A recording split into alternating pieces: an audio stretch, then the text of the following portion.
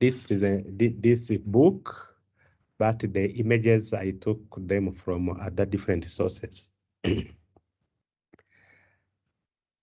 So if we start with the river, so of course the histology I'm presenting here, it is not true pictures, it is just a drawings to just to remind you about how the structure of the river is at microscopic level. So on the upper left, we have the river, a drawing of the river here, and then a section from it was used to show, you remember the lobules, and you remember that there are 3 different ways of defining the lobules of the river, so we shall not go back into that. But the most common one is where the central vein is exactly in the center of the lobule. And then you have the portal triads at these corners. So the lobule is the hexagon, so 6 sides. And at each corner we have the portal triad. The central vein is at the center. And there is another way of presenting the lobules is to have the portal triads inside and the central veins at the periphery. So it depends on what you want. It is just a representation of the structure of the river, which is have been invented by different peoples, just to make people understand what happens in the river. So if you take now one lobule here, hexagon 1, so its details are shown here on the left, lower left, where we have, of course, the central vein in the center, and you see that it comes from the so it takes blood from different areas, as you shall see, and at the end, the central veins, they converge to make interlobular vein, and so on, which continues to the hepatic vein. So it's the central vein. So let's go to the right side. To the right side here, you see the central vein is here on the far right side, and it gets blood from where? So when there is the absorption of the nutrients at the intestinal level, they come through this portal vein. The portal vein, it is coming from intestines, and branches. Some branches are coming from the stomach. So they bring different things, including the nutrients absorbed at the intestinal level. And you know that there are some few nutrients which are absorbed at the gastric level, but they are few.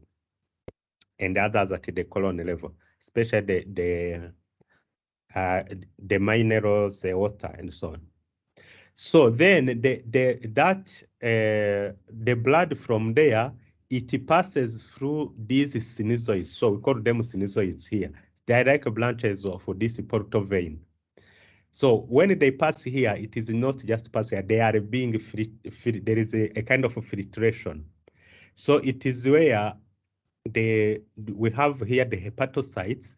They take dead nutrients, they process them, they can make good proteins, they can make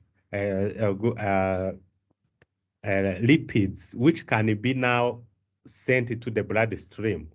So after the processing of lipids, to have the low density lipoprotein, high density lipoproteins, which are really hydrosoluble, which can be processed further and used by different organs. So in that process, then the hepatocytes, when they are doing that process, they remove something which we can call the waste, but they're not really waste. So this is bile. So that bile which is removed from the contents here will not go back into the bloodstream. It will be sent to the bile duct that you see here on the upper side here. So the bile, it is like the waste from detoxification of the blood from the portal vein. Then that bile will be conveyed to the bile ducts. So here we have the bile ducts, we have a portal vein. and we have the hepatic artery here. So the hepatic artery, you see that it contains 25% of the blood which comes to the liver. This blood is mainly to nourish the liver itself. They are like coronary arteries in the heart. While the portal vein here, it is bringing blood not to nourish the liver, but to be used by the liver in its function of making proteins and so on. So the three then, the portal vein, the portal artery, and the bile duct, they make what we call portal triad, as we saw in histology. So this bile duct, the portal vein, and the hepatic artery, both these three, they make the portal triad. And the portal triad, as I said, they are here in this lobule. They are at the corner where the central vein is in the center. So then this good blood, if you can say so, containing well-processed nutrients and so on, now reaches the central vein. Now the central vein will continue up to here where we have the interlobular vein. Interlobular vein will continue. They will converge different interlobular veins to make a larger vein, which will bring the blood to the vena cava, inferior vena cava, and then this will go to the heart, to the right heart. So this is in general what happens. So for the bile duct, of course, it starts as canaliculi, bile ductures, and then bile duct. So meaning that ningaho bile iza muri sanse opposite, amaraso ya portal vein agenda muri sanse, naho bile yo ikaza muri contre sanse, niba ari umuntu yabivuga. So, and here we have other cells. The Kupffer cells, these are macrophages. They are tissue macrophages. They are there just to make sure they have cytoplasmic processes through which there is a kind of filtration. It is almost like that done in the kidney, although they filtrate different things. So macrophages here, they are just to make sure, for example, no parasite, no bacteria can pass through to go to the bloodstream. If it happens that an infection in the intestines can spread through these hepatic arteries or portal vein, it will not be allowed to go to the central vein because these Kupffer cells, they are macrophages, they will make sure this doesn't happen. So we have the space of this, you know it is a space between these sinusoids and the hepatocytes around there. So that's what you can see. And you see something around there. There is what you call zone 1, zone 2, and zone 3. These are important, especially when you want to understand diseases affecting the liver. So zone 3, you see that it is very close to the central vein. Zone 2, it is sometimes called the gray zone, and the zone 1 is at the level of the portal triad. So I say these are important because there are some diseases which are known to affect the zone 1 or zone 3 or 4 or 3 or 2 or the zones. And so this will help you if they say maybe the inflammation is in zone 1 or zone 3, you understand. So meaning that if there is an inflammation, it can be around the portal triad or it can be around the central vein. And these inflammations, they are specific. So muzamusanga wenda itewe na cytomegalovirus ikunda kwa muri zone 1 and itewe na hepatite C cyangwa B ikunda gutangirira kuri zone 3 n'urugero. And also that has an implication because hari zone yo hagati ikunda kuba iri poa mu maraso niko twabivuga kubera ntiyegereye this hepatic artery ntabwo ndi central vein. So you remember this in histology and in physiology. So these zones are, of course, they are arbitrary. Ntabwo ari ibintu wabaga ngo uvuge ngo zone ngwe ya mbere n'aka gatatu ndaziruzi. No, it is imaginary, but it has many implications. So for the gallbladder and the biliary tree, so twarebaga bile uko iba produced in the liver. So there's a small canaliculi, they converge to make larger bile ducts. and these bile ducts, they will continue to merge until you have one duct or two, okay, one duct coming from the liver here, and this duct will have its branch going to the gallbladder itself. So nukugira ngo bile ibikwemo ahangaha. So akenshi iyo umuntu ariye ibintu runaka bitewe n'ibyo yariye nibwo iyi bile ivamo ikaza ikamanuka ahangaha muri izi ducts kugira ngo ijye kuri duodenum ihure n'ibya bintu umuntu yariye bikeneye bile, cyane cyane ibintu birimo fat. Umuntu ari ibintu birimo fat, bile irakenerwa cyane kugira ngo be digested at the intestinal level. And so on. And they see that where these ducts from the gallbladder and the liver comes into contact to the duodenum, it is very close to the pancreas. And here you would understand that there are consequences. For example, the tumors affecting this head of the pancreas, they can obstruct the bile, and we shall see some of them. They can obstruct this area and therefore cause the bile to be stagnant above here. So iyo bile ibaye nyinshi bigenda bite? Bituma n'ayandi yakorwaga muri za kanali kayo twabonye hejuru kuri za rubile imbere muri liver idakomeza. So icyo gihe kwa ko bile idakomeza, it leaks to the blood. Icyo gihe bile ijya mu maraso, noneho umuntu agahina akaba umuhondo, kwa ko bile akenshi ari umuhondo. So niyo mpamvu uzasanga ibyo mwita icterus cyangwa jaundice. Ictere mu gifaransa niyo bita icterus mu cyongereza cyangwa jaundice. Nicyo kiba cyabiteye nuko bile ibitashobora kumanuka hano, ariko hari n'izindi mpamvu zibitera. Ishobora kumanuka hano hakaba obstruction. But as a medical doctor also, you will know if the icterus or the jaundice is caused by obstruction at this level, or if it is a problem within the liver itself. Because here we can have a normal ducts and without a tumor here, but if there are things inside here in the liver which prevent the bile to be excreted to the bile ducts, also the person will have icterus. So icyo gihe nibyo logically uzabibwirwa n'iki? You will ask about the stools of the patient. Nusanga stools zeruruka cyane zirimo na fat itari digested, bizavuga ko ikibazo ari uko bile itamanuka hano cyane cyane. So otherwise niba ikorwa imwe ikamanuka indi ntimanuka ikaba myinshi mu maraso, icyo gihe bizagaragara ko umuntu afite icterus ariko stools ze zaba ari normal. So these can help you to distinguish different diseases even through history.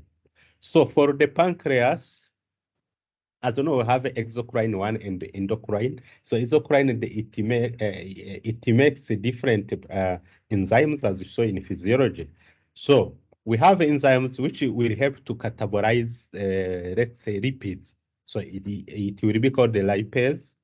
Enzyme which catabolize the carbohydrates, and the enzymes catabolizing proteins. So all of them, they are produced by the exocrine pancreas. Then we have the endocrine 1 producing hormones. So, and we shall see the diseases, and the diseases affecting the pancreas. They are mainly inflammatory, and then in the cancers. So malformations also they exist. We shall see some of them. So any question so far before we start with the liver?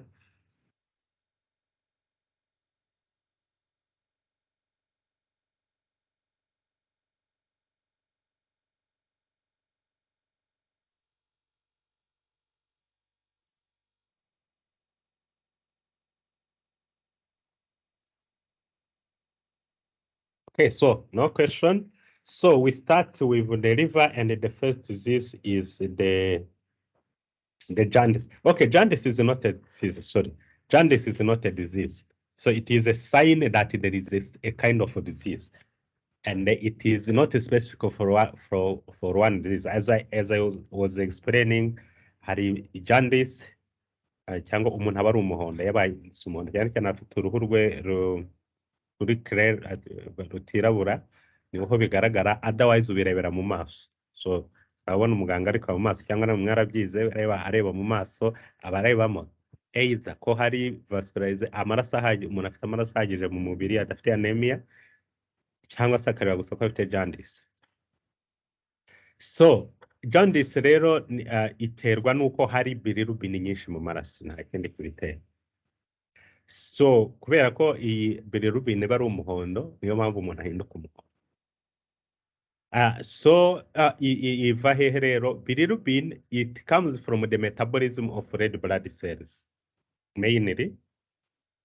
So red blood cells are consumed by macrophages. So in red blood cells, you know, we have heme and the other components, the proteins and so on. And from the heme, when the heme is catabolized, it will produce a porphyrin, and this one will be converted to unconjugated bilirubin. So that bilirubin will bilirubin unconjugated one will be carried by albumin to the liver. So nukuva ko ibwayo itagenda, it must be attached to proteins. So I think, you know, this is the general for most of the things. In order for them to be transported in the bloodstream and so on, they must be attached to certain proteins.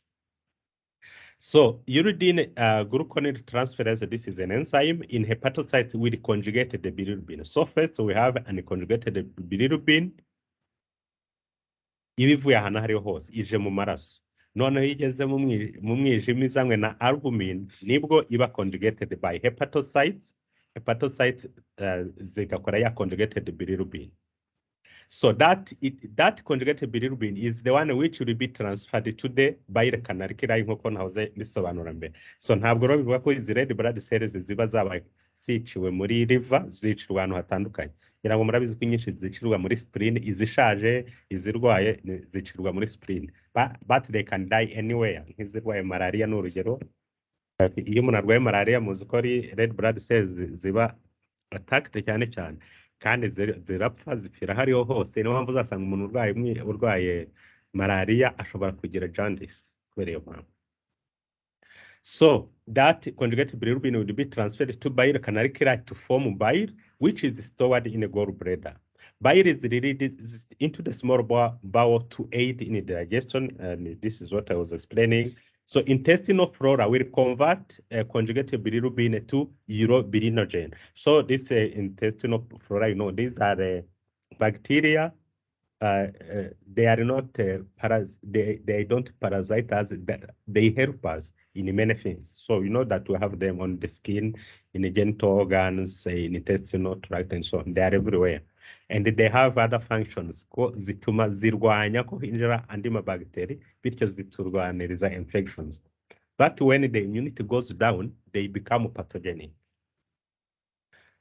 So intestinal flora will convert the converted bilirubin, conjugated bilirubin to urobilinogen, which is oxidized to stercobilin.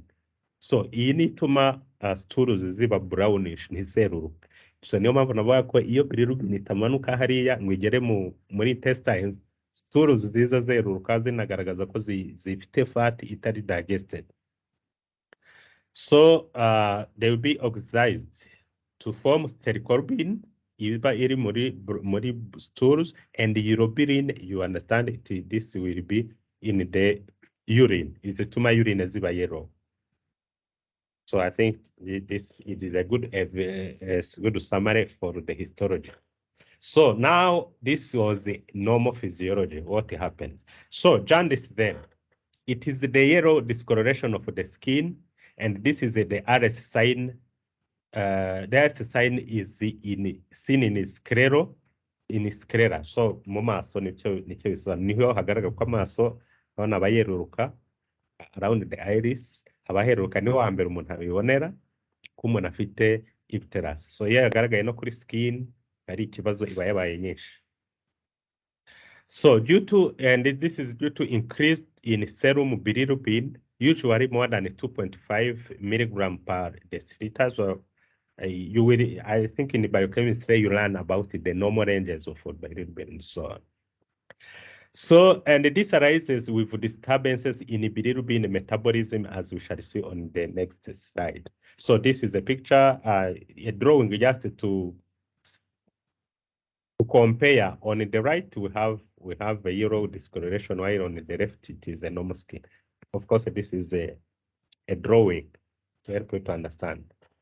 So the causes of jaundice, as I was saying, jaundice is not a disease. It is a sign which can point to different types of diseases. So that's why I have etiologies, many of them. So diseases, we have extravascular hemolysis or ineffective erythropoiesis. Extravascular hemolysis. Hemolysis means the destruction of red blood cells. So izagaragazwa n'iki? So we will not go into details, but etiology of this, there are high levels of unconjugated bilirubin overwhelm the conjugating ability of the liver. So nuba umuntu agize hemolysis iri massive, noneho ko yaje massive nubwo liver iri gukora akazi kayo neza, ariko kubera haje unconjugated bilirubin nyinshi ntabwo ifite ubushobozi bwo yo kuyiconjugatinga yose, therefore izakomeza ibe nyinshi. So laboratory findings here, they will see too much unconjugated bilirubin. Kirango murumva no mubyo nabasobanuye mbere, murumva n'impamvu ushobora gusaba unconjugated bilirubin ukanasaba conjugated bilirubin. Murumva ko hari icyo bizafata. Niba conjugated bilirubin yazamutse cyangwa se akazamuka unconjugated, birumva ko ahantu hari ikibazo hazaba hatandukanye. Iri unconjugated ariyo nyinshi nuko liver yananiwe kuyiconjugating. Niba conjugated ari nyinshi, liver yakoze akazi kayo, ahubwo habayeho obstruction somewhere yatumye bilirubin itajya aho igomba kujya, ahubwo igakomeza ikaba mu maraso, igasubira mu maraso. So the clinical features of this, they are dark urine due to increased urobilinogen. So this is not water soluble and thus is absent from urine. Normally it is unconjugated bilirubin is not water soluble. Niyo mpamvu twabonye ko iba attached kuri albumin kugira ngo ishobore kugenda mu maraso. Otherwise it cannot.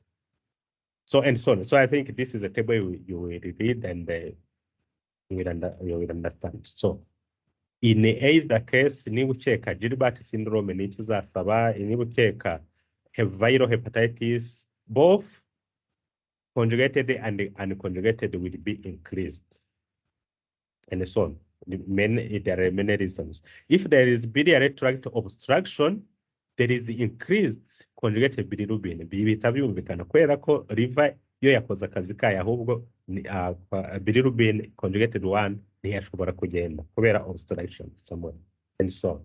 So ni ibintu biri logic. So muri medicine ibintu byinshi ugomba kubyumva ukurikije pathophysiology of diseases, ukumva n'impamvu clinically the patient present like that, and the investigations why they are like that. So now we go to the viral hepatitis.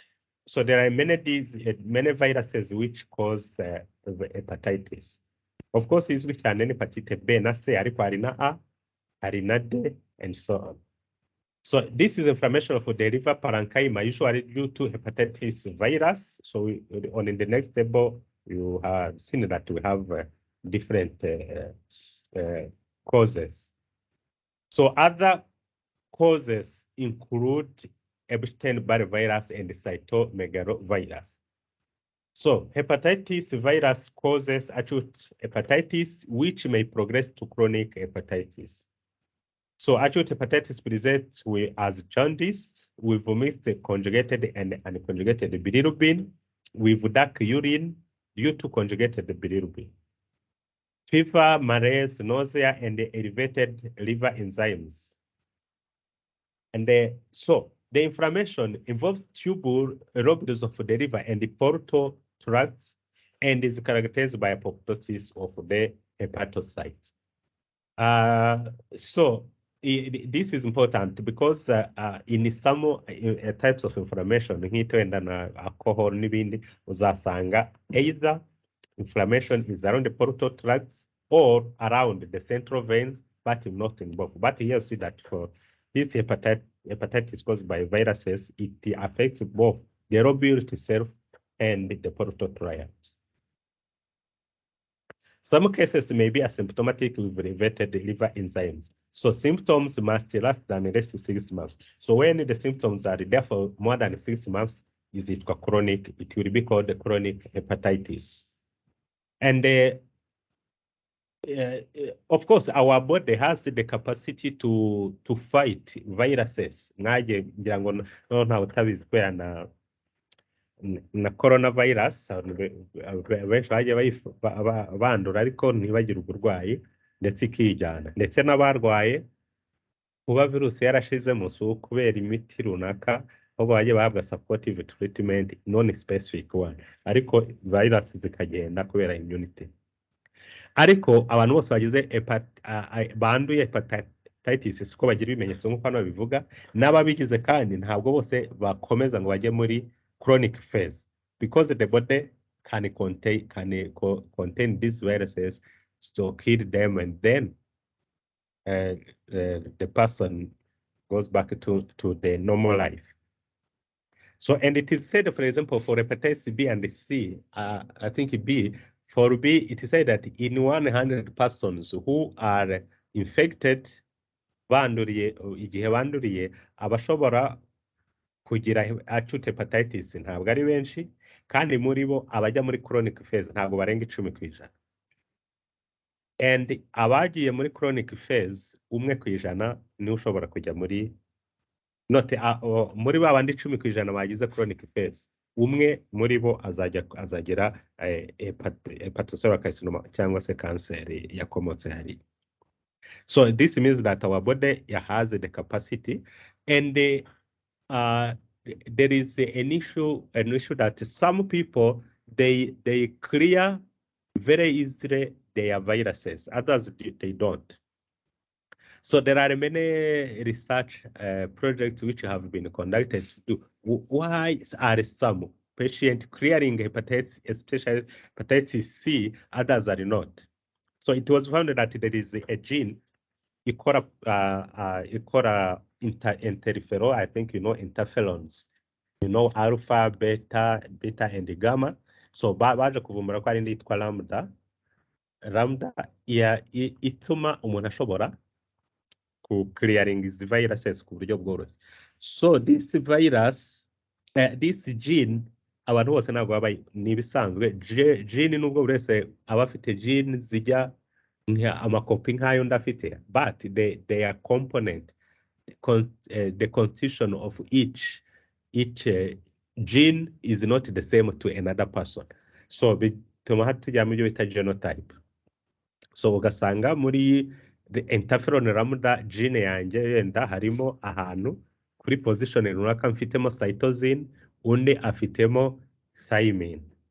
Ni nako byagenze, basanze kuri iyo ngiyo kuri position runaka, so tuyita 128. So iyo ufitemo C cytosine aba afite ubushobozi bwo clearing viruses, hepatitis C virus.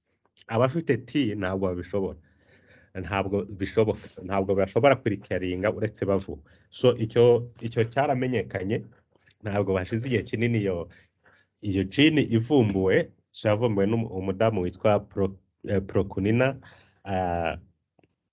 So she has been my examiner in my PhD, because in my research projects I did during my training, twarebye none abana bo mu Rwanda uburyo bashobora guklearinga izindi viruses uretse iyi birazwe hepatitis C birazwe.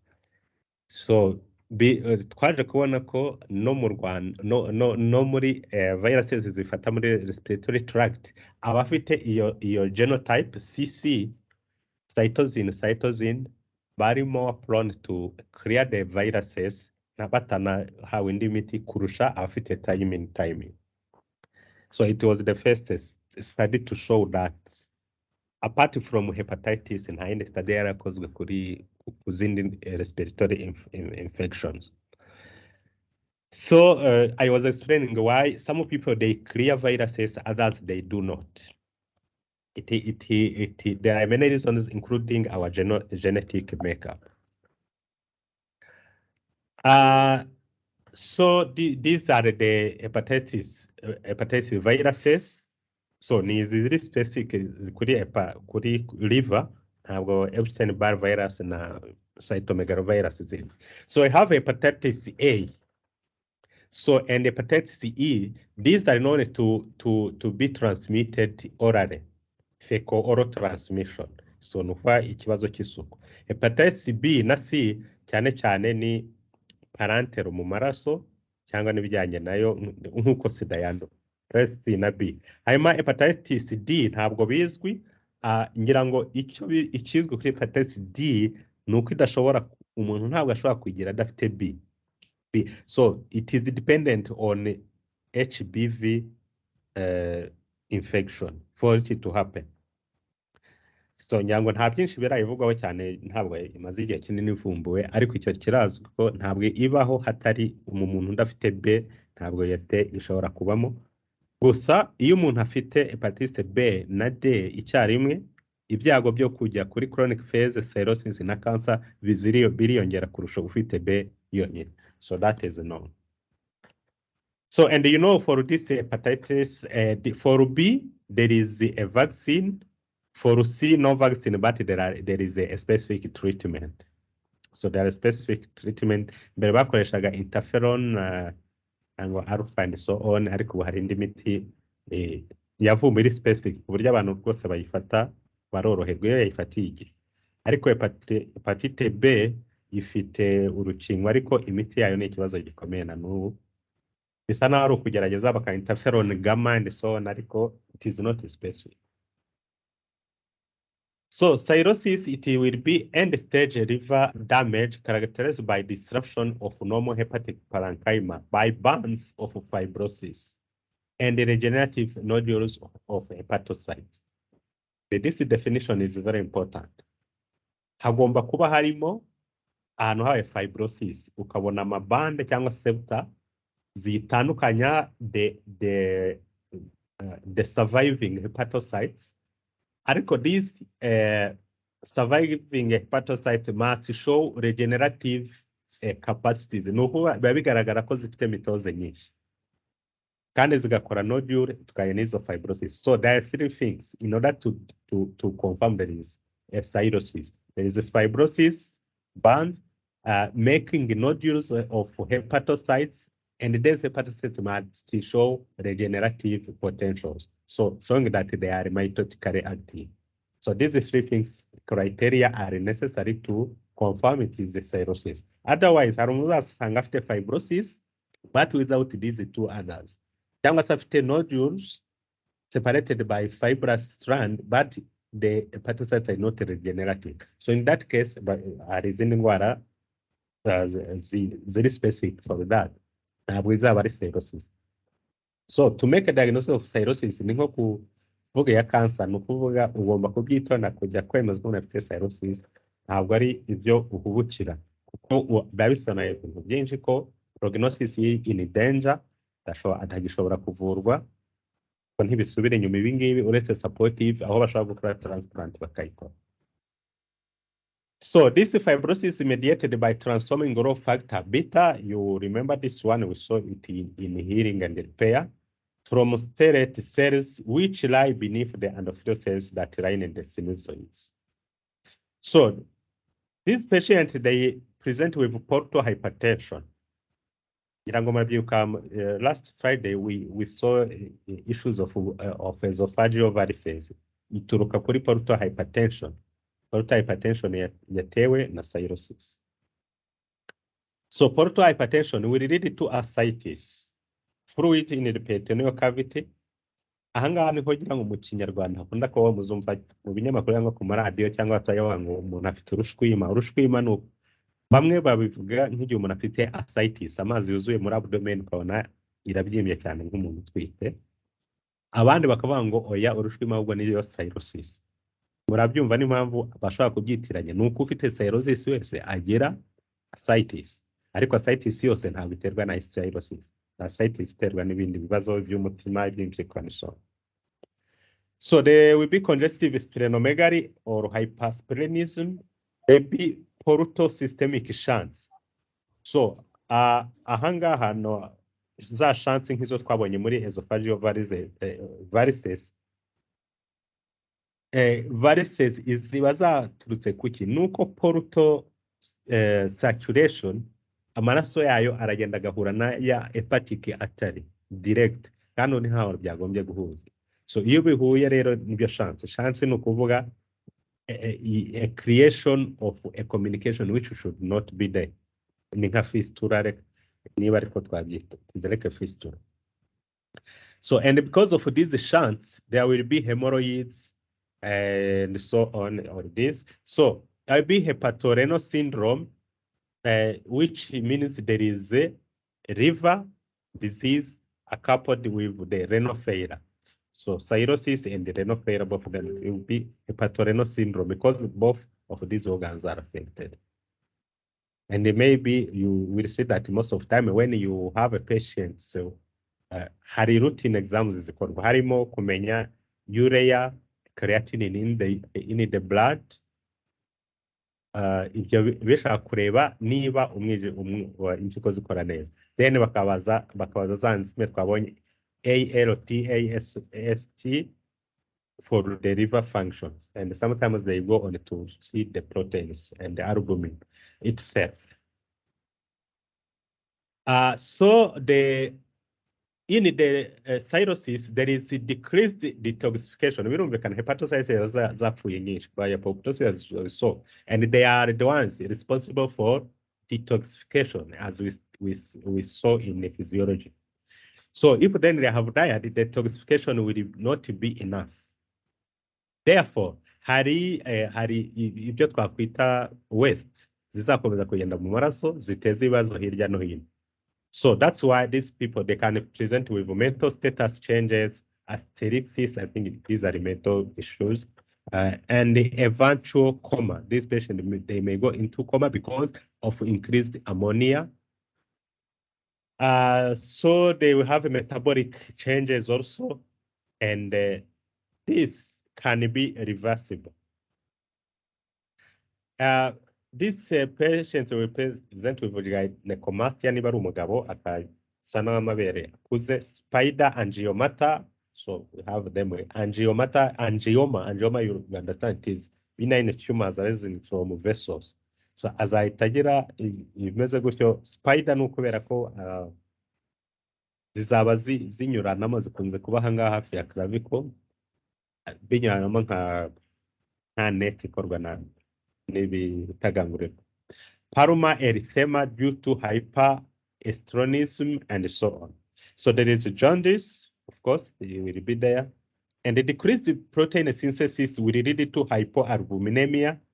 And you know, albumin, when it goes down, oncotic pressure or osmotic oncotic pressure will be decreased at the venular end of capillaries, and therefore the absorption of things to come back into the bloodstream will not happen. Itume fluid guma hanze, then edema. I hope you remember what we saw: hydrostatic pressure and oncotic osmotic pressure. There will be coagulopathy due to decreased synthesis of protein factors. Because the liver, it is the hepatocytes, they are in the industries making most of the proteins. So the degree of deficient will be fraud by this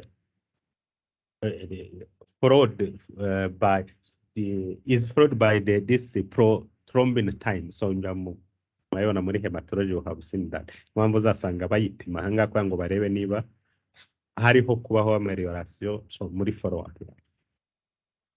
So here we have the progression of liver disease and a healthy liver.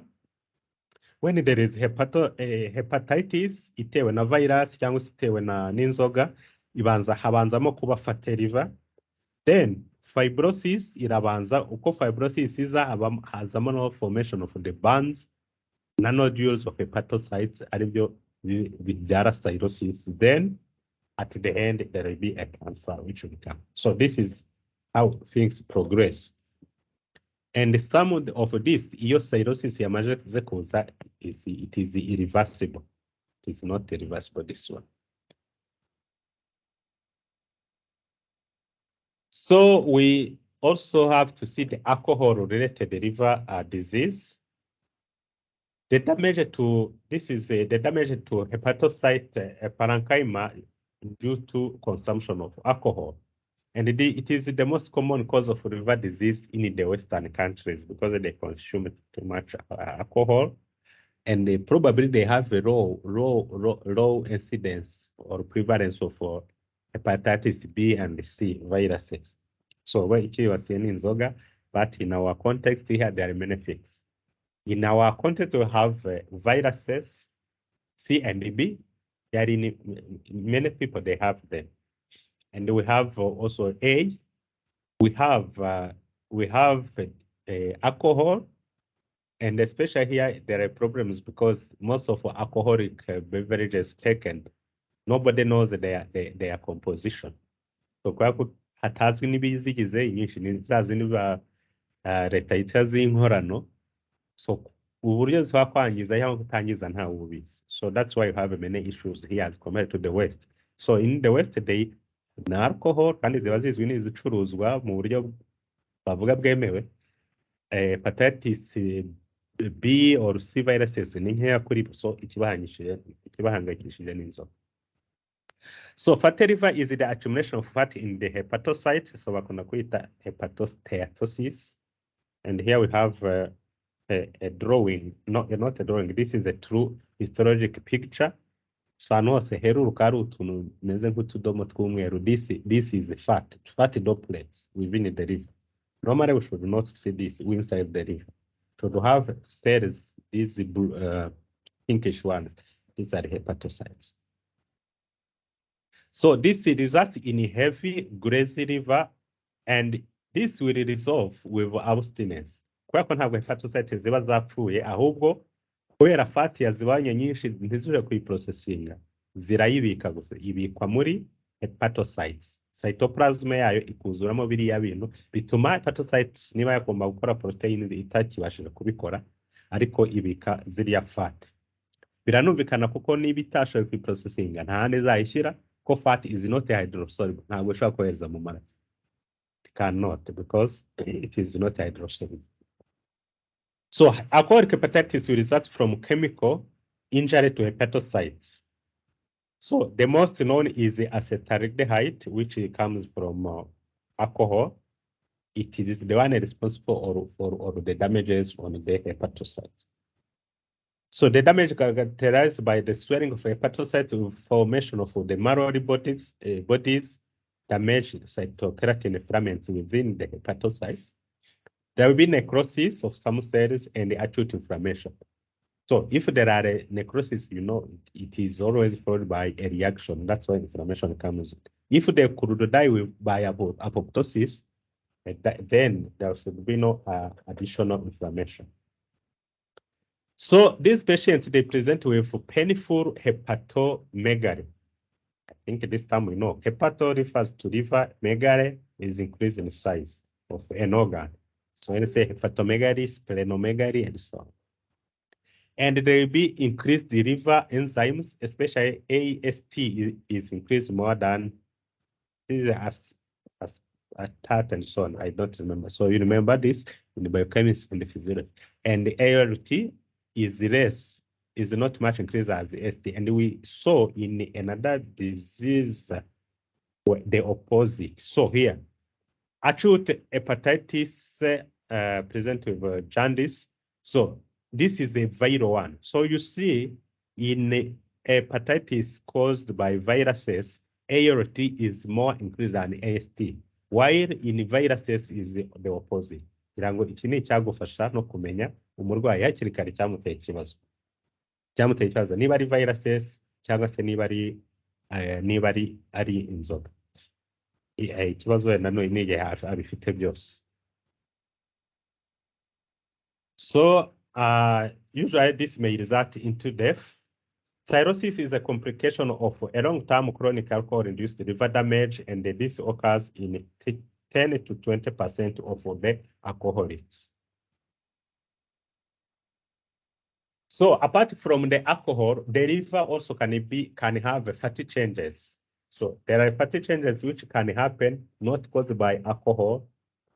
So fatty changes, hepatitis and or cirrhosis that develop without exposure to alcohol or other known inserts such as viruses. Bibaho. So I may mostly associate with obesity, but the pathomechanism to explain this is not well known.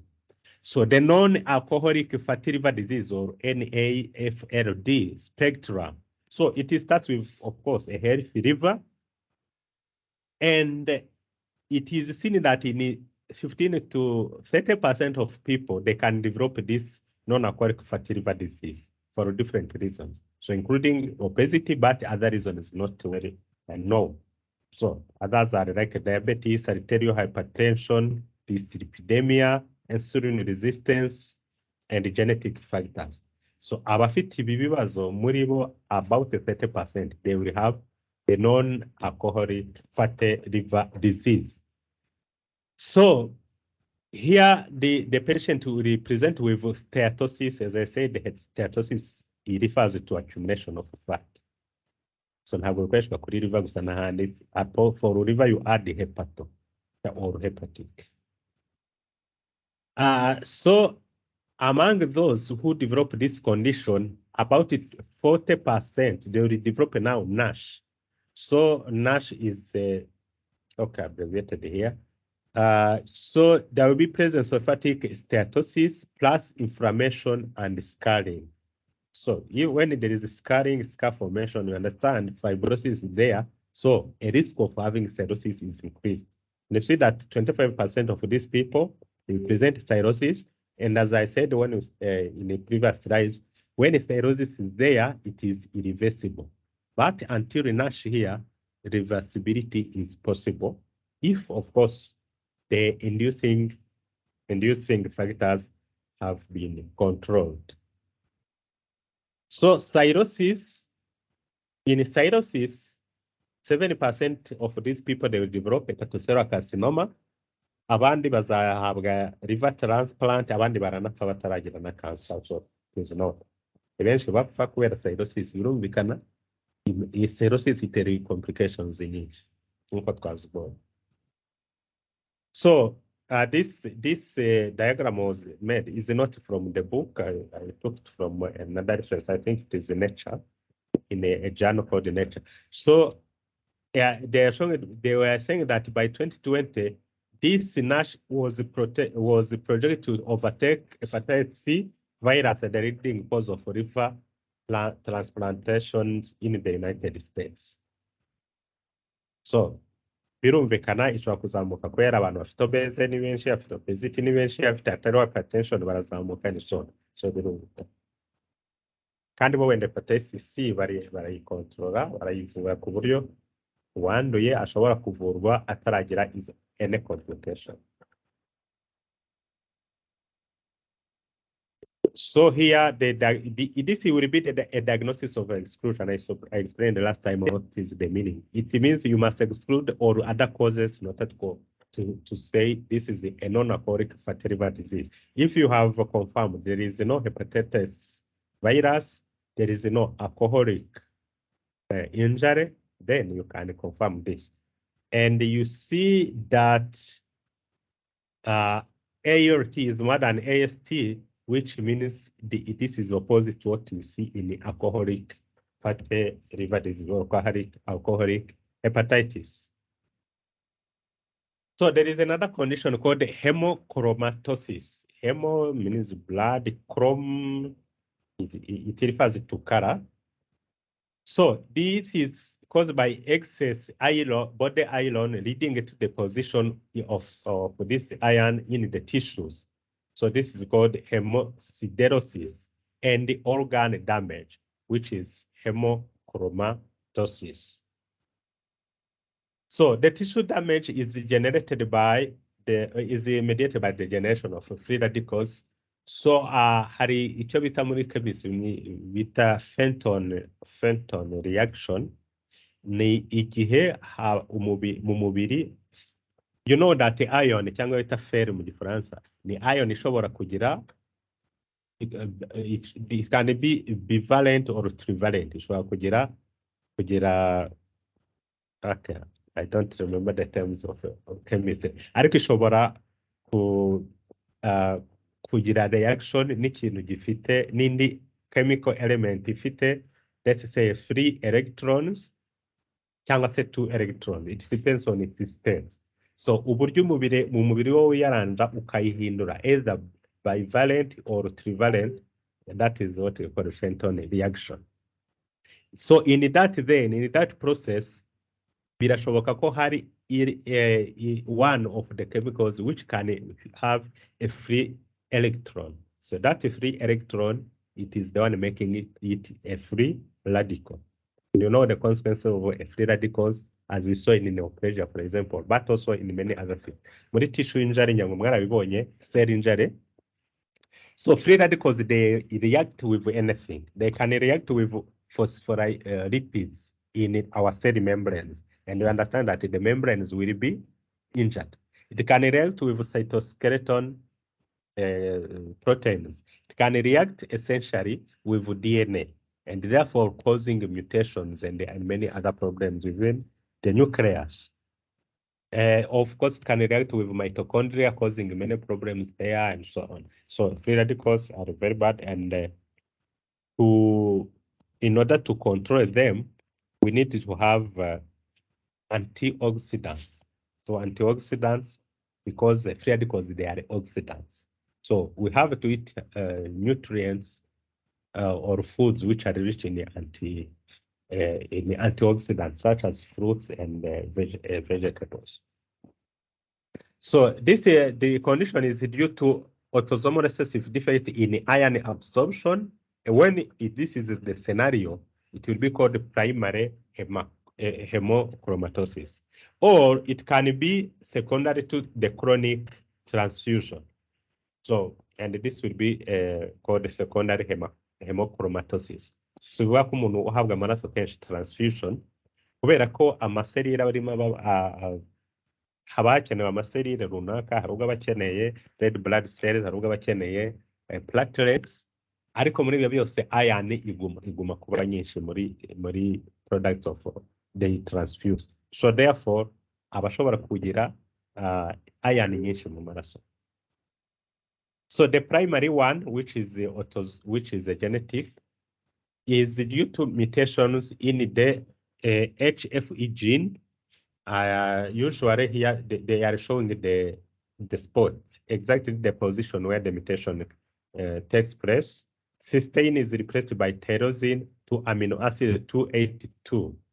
Ari yo mpamvu hano byanditse gutya. Cytosine at 282 is replaced by tyrosine. So I don't know why they don't write a T. So there is increased risk of hepatocellular carcinoma, and the treatment is phlebotomy.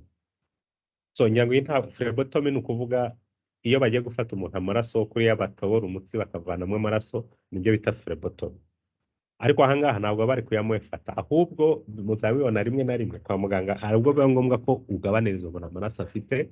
So nta kindi rero ni nk'uko bamufata amaraso kwa muganga, ariko icyo gihe urareka akameneka ari menshi kugira ngo yagabanye. Hari n'indi ndwara, I think we have seen that in hematology, or we see it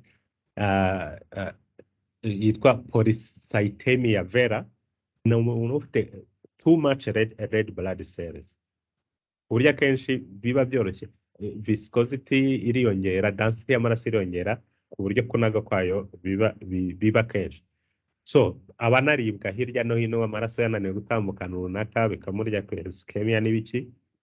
So mu kumufasha rero kenshi nibi bakora phlebotomy, umutsi bakawushyiramo urushinge, ubundi bakarekura amaraso akavamo ari menshi, ahubwo wenda bakamusaba kunywa ibintu byinshi kugira ngo asigaye abe somehow diluted. So phlebotomy is not only to take blood for laboratory exams, it can be therapeutic. So usually it presents in late adulthood.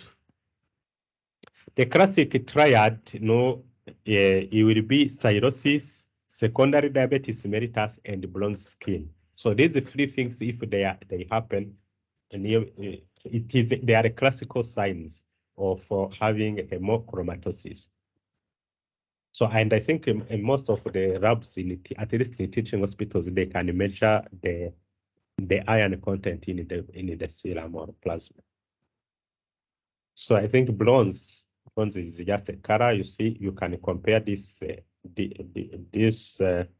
arm on the right to the left one. They are different. Other findings there include dilated cardiomyopathy, cardiac arrhythmia, and gonadal dysfunction due, for example, to testicular atrophy. So the laboratory findings will show increased ferritin. This it decreased this is transaminase but it has iron itself. Increased serum iron, of course, this is logic, and the ferritin, and increased percent of saturation. So these proteins which transport iron. So izo proteins zaba zuzuyeho iron ku buryo nta handi yakwiyateje. So that is the percentage nicyo bisobanura. So nubona proteins zishinzwe za transaminase ferritin n'izindi nazo ubwazo zuzuyeho iron, it means the iron is too much for the body. So the liver biopsy will see accumulation of brown pigment in the hepatocytes. So it is presented here in this. I think you can appreciate a brownish pigment. So when you are confused, because sometimes there are the other pigments which look like this. Hemosiderin nayo y'ubwayo ni kwisa ubusanzwe ariko na melanin nayo ni kwisa. So when you are not sure what you are dealing with, then you request for Prussian blue stain. So it will stain blue these pigments, while reperfusion, which looks like this, reperfusion is in lipids nziza uko umuntu akura agenda yigira. So abantu batanu baba bayifite keretse arwaye. Otherwise umuntu mukuru nubwo yaba nta kindi kibazo afite, it keeps accumulating throughout the life. So if you do Prussian blue stain, then it will distinguish this brown pigment from the iron it will distinguish it from lipofusion. It is byproduct from turnover, wear and tear of peroxidized lipids commonly present in the hepatocyte. So there is also a primary biliary cirrhosis. No kuvuga ntabwo ari cirrhosis yatewe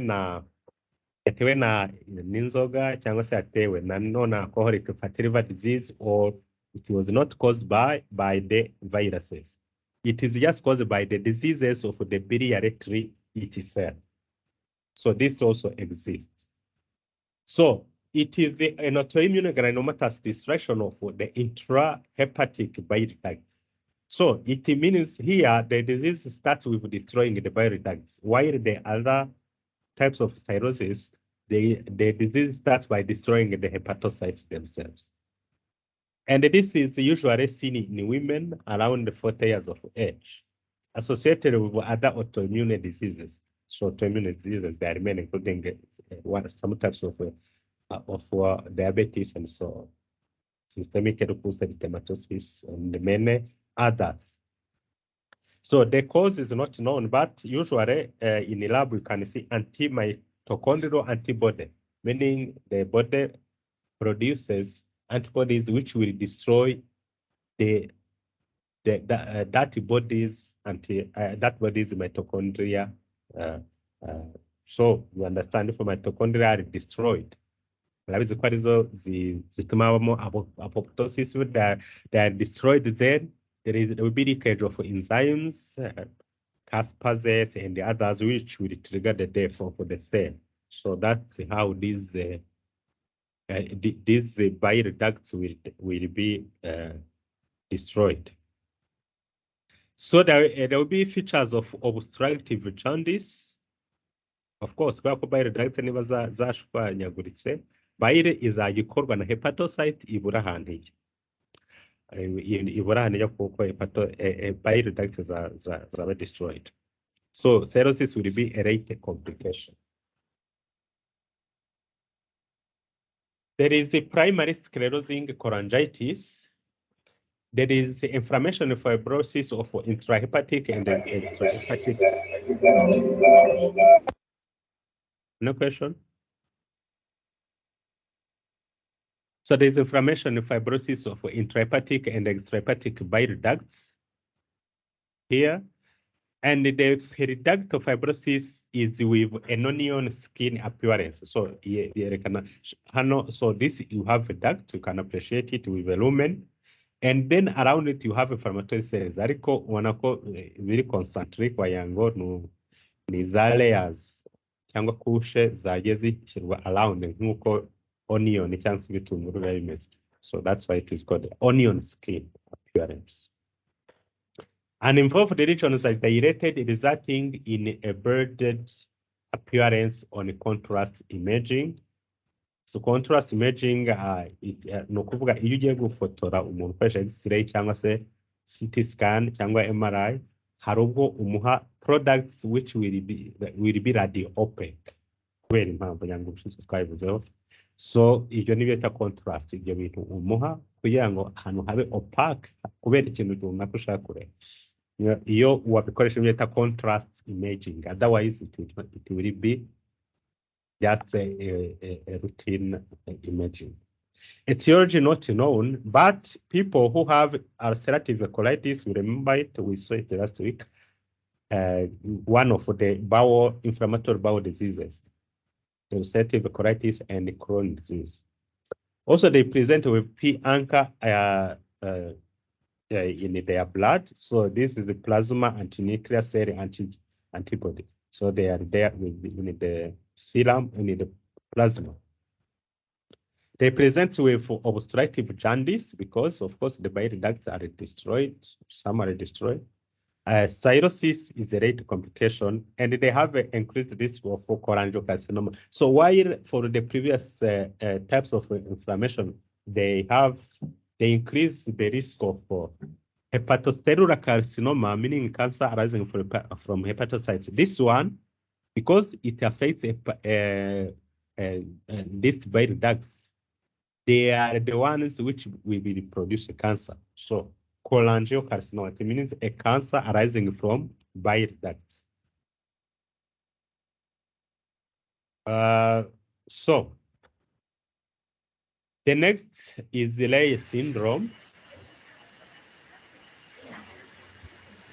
Any question?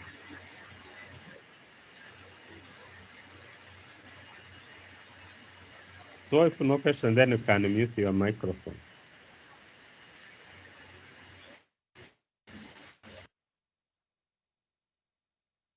Okay, so Leigh syndrome, this is a fulminant liver failure and encephalopathy in children with viral illness who take aspirin. So nukuvuga ni complex izi haribyo bita iatrogenic disease, indwara yatewe n'uburyo umuntu yavuwe. Iatrogenic. So someone has the disease of the viral hepatitis, then you give him or her aspirin, and this aspirin will lead to different complications. So here we have a diagram, so we'll read it. So likely related to the mitochondrial damage of hepatocytes, meaning that aspirin can damage the hepatocyte mitochondria. So the patient will present with hypoglycemia, elevated liver enzymes, and the nausea and vomiting may progress to coma and death. So when you say something is fulminant, so fevers and so on. So there is a clinical staging system for that. Stage 1, if there are just vomiting, laboratory evidence of liver dysfunction, lethargic ni igihe abarembye mwana adashobora no kwicara, tiripi, Stage 2, deeply lethargic, restless, confused, delirious, byumvikana ko ubwonko bwatangiye kugira encephalopathy yatangiye kuza, and so on. Stage 3, obtunded or in right coma, then it becomes severe, deep coma and so on usually. And the signs presented here that respiratory arrest and the fixed dilated pupils, ibi ni ibimenyetso by'umuntu wapfuye ubundi. Usibye ko hano wenda gifite deep tendon reflexes, ariko umuntu afite respiratory arrest akagira dilated pupils, uzajya ubona iyo bareba ko umuntu yapfuye bashaka kubyemeza bamurika mu maso, iyo ubona pupils zabaye dilated cyane, it is confirmed. So ni nkaho hano tuvuga ko yapfuye. So for the liver, of course, we'll end with hepatic tumors. So there are many, and we'll discuss very few of them because we cannot discuss everything. So there are benign tumors arising from for the liver, like liver cell adenoma, hepatic adenoma, bile duct adenoma, non-epithelial hemangioma from blood vessels, angiomyolipoma is a tumor combining vessel, muscle, and adipocytes. So it is not monoclonal. It has 3 clones. So there are tumor-like regions: cyst, foconodular hyperplasia, mesenchymal hematoma. So hematoma ni ijambo dukoresha cyane muri pathology. When you see a tumor, usually it is not a true tumor. It looks like a tumor, but when you go in histology, you find ni disorder ya tissues. So ugasanga niba ahantu hari akwiye kuba, let's say skeletal muscle, ugasanga hari igice kimwe skeletal muscle, fat, fibrous tissue bikagenda binyuranamo alternatively, icyo gihe tuyita hematoma. So that's why this. So otherwise the cyst abantu benshi baba bazifite, akenshi aho cyst dutoya, usually it is an incidental finding. Mubaze cyangwa mukoreye imaging ukayibona atari cyo washakaga. Udusiste duke cyane abantu badufite hafi ya bose. Hari abantu ubona wenda afite breast cancer, ko bamukorera CT scan ngo barebe niba adafite liver metastasis, ukahita ubonamo twa cyst. Rimwe na rimwe bikanatera confusion. I remember they had a patient, so she had, I think in January or February. So she had the breast cancer, then doing CT scan, it was found that she has lesions in the liver and even in the kidney and some in the lungs. So the issue was, are these metastases or they are not? So there is a big suspense. There was no conclusion. And when she started the treatment after about 6 months, then they did the control. They found that the same lesions are there, no changes. So they confirmed it was not a cancer. They are just a cyst, incidental findings. So, of course, hari ibindi tutavuze, hari ikintu kiganje hano mu Rwanda kubera urwaye bwa amibe. Dufite abantu benshi bagira abscess, liver abscess. So here we have not discussed it, but it is frequent here.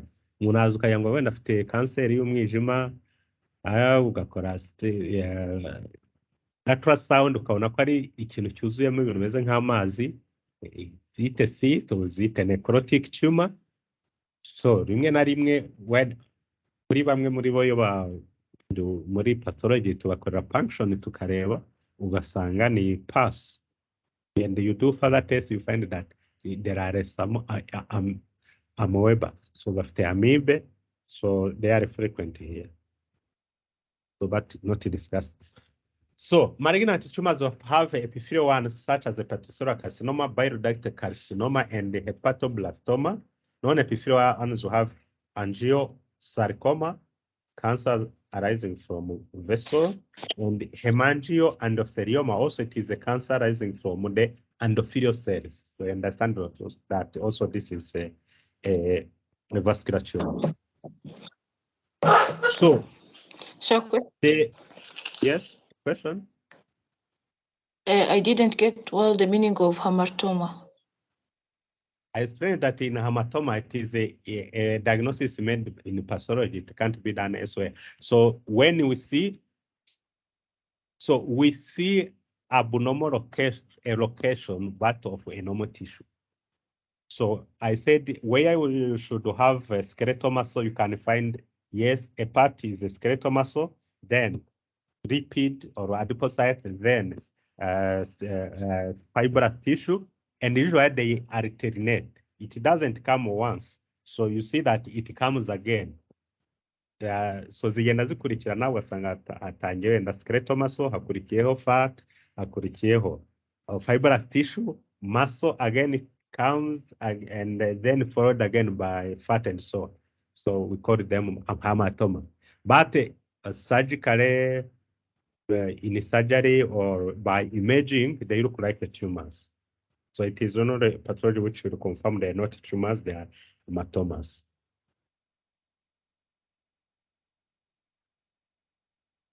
I think this word itself, oma, you know, oma is a suffix used to refer to the tumor. So hamat here refers to false. So they are false tumors, they're not true tumors. So for the for the epidemiology of the tumors of the liver, so you see whatever is red here is malignant. So icyambere mubona nuko malignant tumors nizo nyinshi cyane muri liver kurusha benign tumors. And I can say personally, I have seen many cancers, many tumors of the liver. I have never seen a benign one. For those I have seen, they are malignant cancers. So here, the most common of course among the malignant is hepatocellular carcinoma. So another one is here is the cholangiocarcinoma.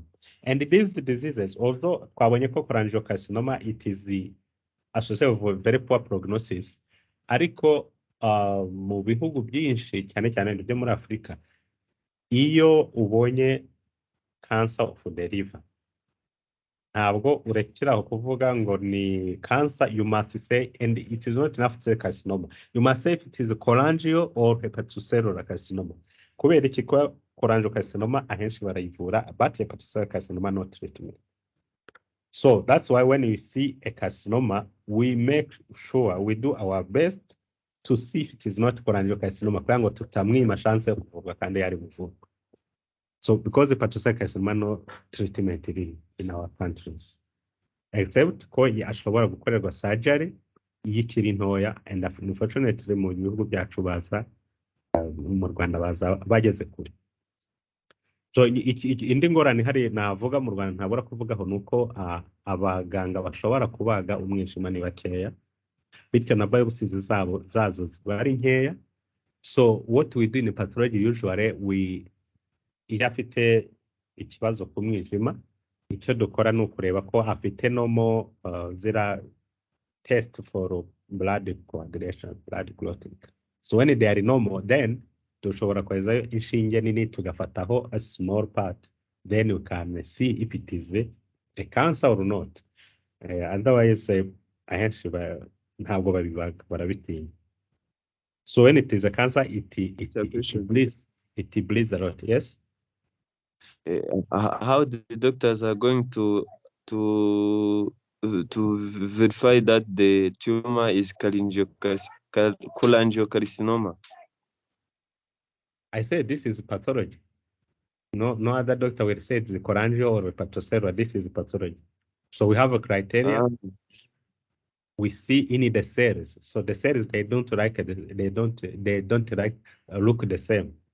They are different. There are some scenarios where it becomes confusing, but usually we are able to say this is from bile ducts or is from hepatocytes. And when we are challenged, then we can use histochemistry. But this is the task of a pathologist. Nobody else can distinguish them. Yes. Okay, so others are listed here, and I remember there was a time yes, question. Okay, that there is no other way to test if it's a hepatocellular carcinoma or cholangiocarcinoma, cholangiocarcinoma, but if you consider those different enzymes and the protein made in the liver, I think it can be the way you can identify. Like AST, ALT, like alpha fetoprotein. There is more things they have seen in clinical chemistry where they said that it's possible to test those kind of protein and the enzymes and cause the etiology. Okay, thank you for the observation. It is maybe easy to say, but practically it is not, because this cholangiocarcinoma, it is not from gallbladder, it is inside the liver. So it means it creates environment which can distort the biochemical appearance of the liver itself. So kubiva kuri hepatocytes cyangwa kuri bile ducts ntibivuga ko byose bidashobora kugira influence kuri enzymes, because cholangiocarcinoma will not destroy bile ducts alone, it will destroy also hepatocytes. So therefore it can help maybe to judge, but not to confirm the biochemical element. Otherwise, we have tumor markers, the specific tumor markers which can help, but nk'iyitwa alpha fetoprotein, it is more increased in cases of hepatocellular carcinoma, but it is not specific also, kuko ishobora kuzamuka no mu bindi bintu byinshi, ntabwo ari muri hepatocellular carcinoma yonyine. So there are some which can help, especially if you are in a context whereby you don't have a pathologist to give a diagnosis. You can use the assumptions in that case, but not confirmation. So I was about to give an example for a case. There was a child, I think in 2014 or 2015. So she had a big tumor, abdominal tumor. So CT scan and MRI, they were done, but it was not possible to know if the tumor was coming from the liver or the kidney itself. It was on the right side because the tumor was too big. So, and therefore, because CT scan basubiza bati turabona bisa naho iva muri liver, ariko byari bifatanye batari sure, byari byarafatanye kuko yari yarakuze cyane tumor. So, and but of course, because they say it's liver, the urologist could not go to do a surgery on the kidney.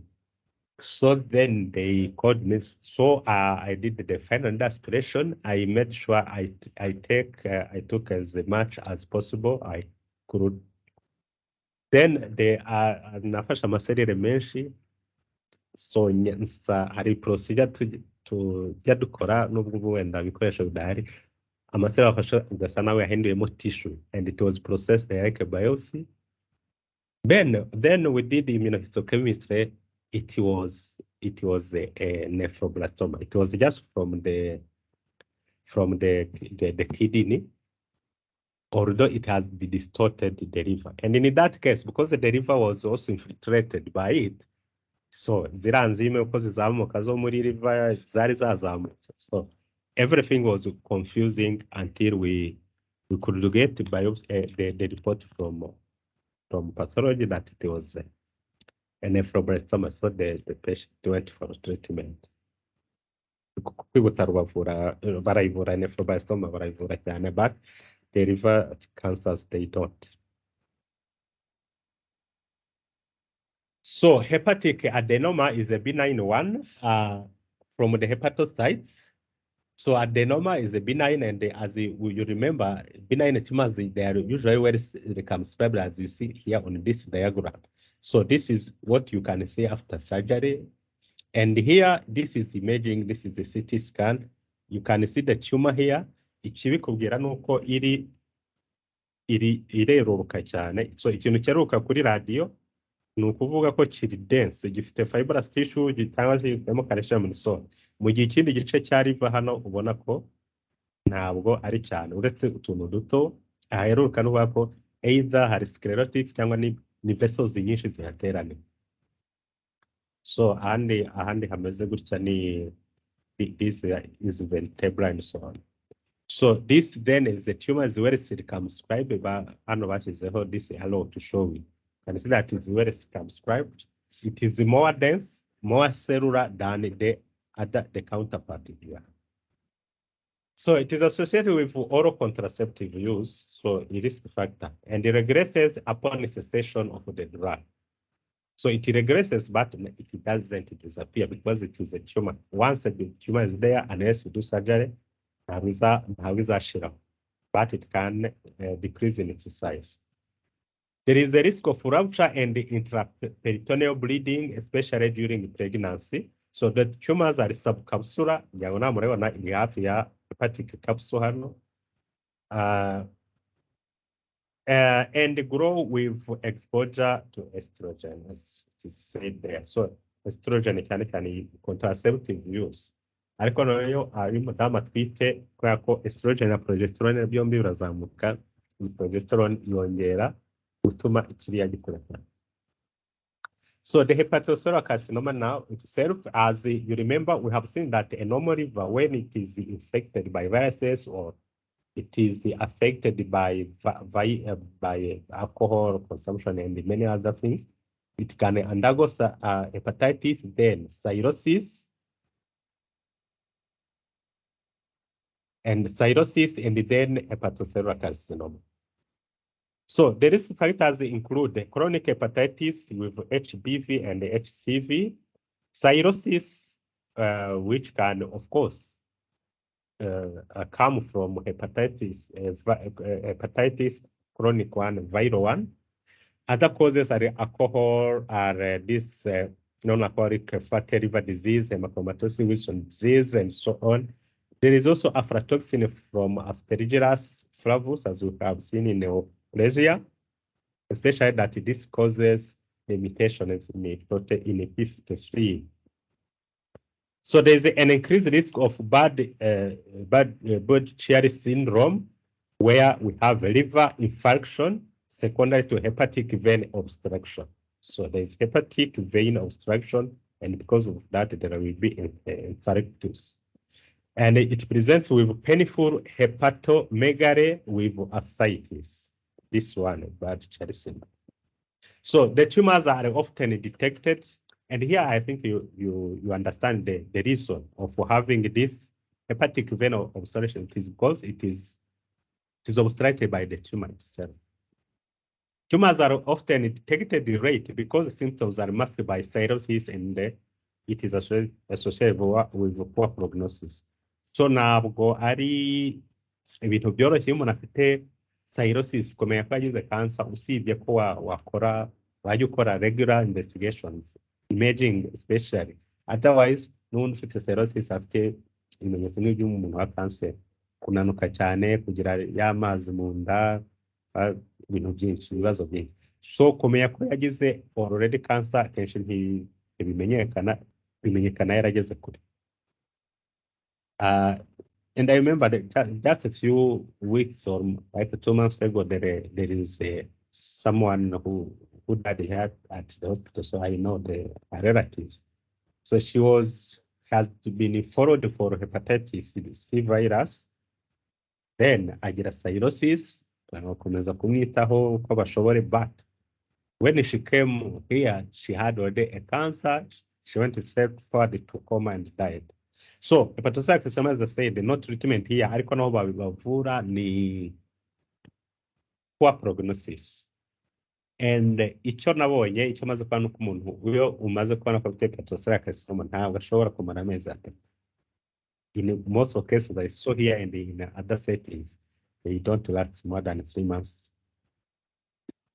So the serum marker nayivuze ni alpha fetoprotein, but this will not be specific. Ko umuntu n'ufite liver abscess because it destroys some hepatocytes nawe ishobora kuzamuka. So you must interpret each marker in the context of clinical and investigation findings.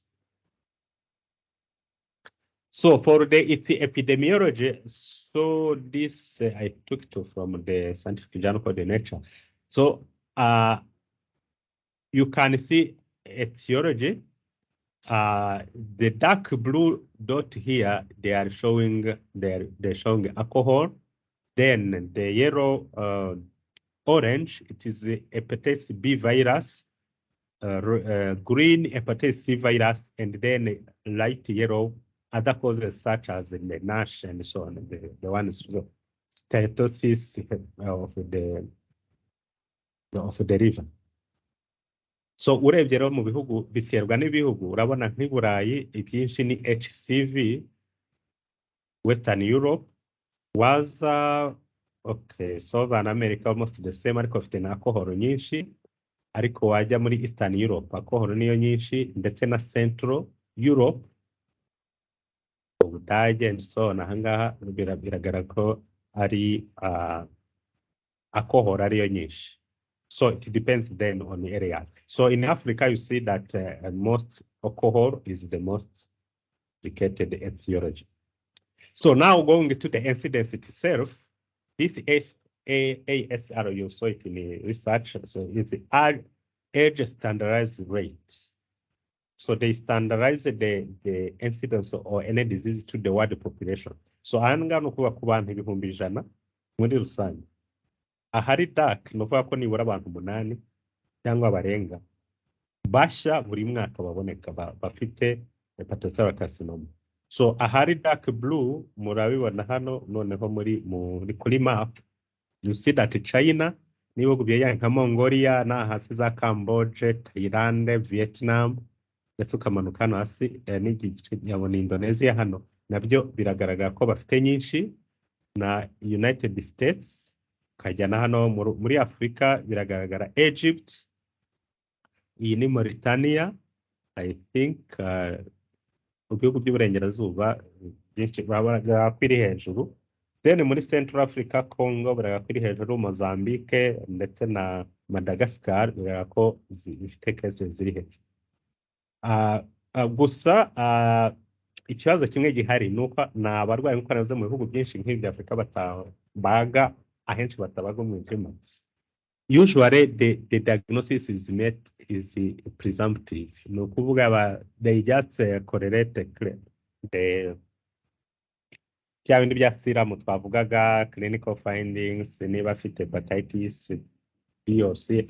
So then bakavuga ati biriya ni hepatocellular carcinoma, but probably there is some case of cholangiocarcinoma which go in there. So baba bashobora kuvurwa ariko bakagendera. Ibindi kindi nuko incidences iri hasi muri bihugu byacu, sufa ko hepatocellular carcinoma zitari nyinshi, ahubwo they are underdiagnosed. Hari abapfira muri za district hospitals, health centers, n'abapfira mu rugo. So these are the issues we face.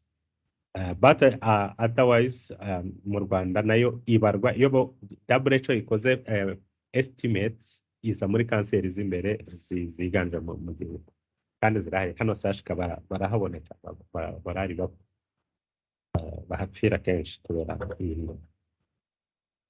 So the etiological aspects, so we have seen them: hepatitis C virus, B virus, alcohol, NASH, aflatoxin. So ngira ngo nayivuze aflatoxin ubushize mvuga ku kibazo wenda kiboneka mu bintu by'ibinyampeke muri za kawunga n'ibindi, meaning that it should be tested in most of these foods. Ariko gukontorora abantu, arabakora za kawunga bakorera ahantu ku buryo kubakontorora bitoroshye, ngo ni ikibazo kigihari. But as we saw already, they will cause chronic hepatitis, cirrhosis, then hepatocellular carcinoma, and here you see the gene mutations which are involved. So many of them, but P53 is there and many others. And the retinoblastoma gene 1 is involved. Copy number variations, niho hazamo za translocations none. MYC, vascular endothelial growth factor alpha, and many others, cyclin-dependent kinase, and so on. So you have epigenetic changes. These are epigenetic changes.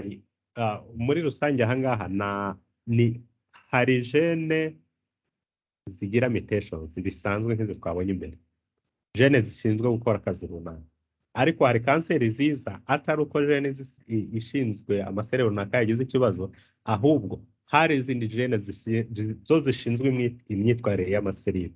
So ni gene zitari mu serire ariko zigatuma igira kanseri kubera so ibyo bita epigenetics.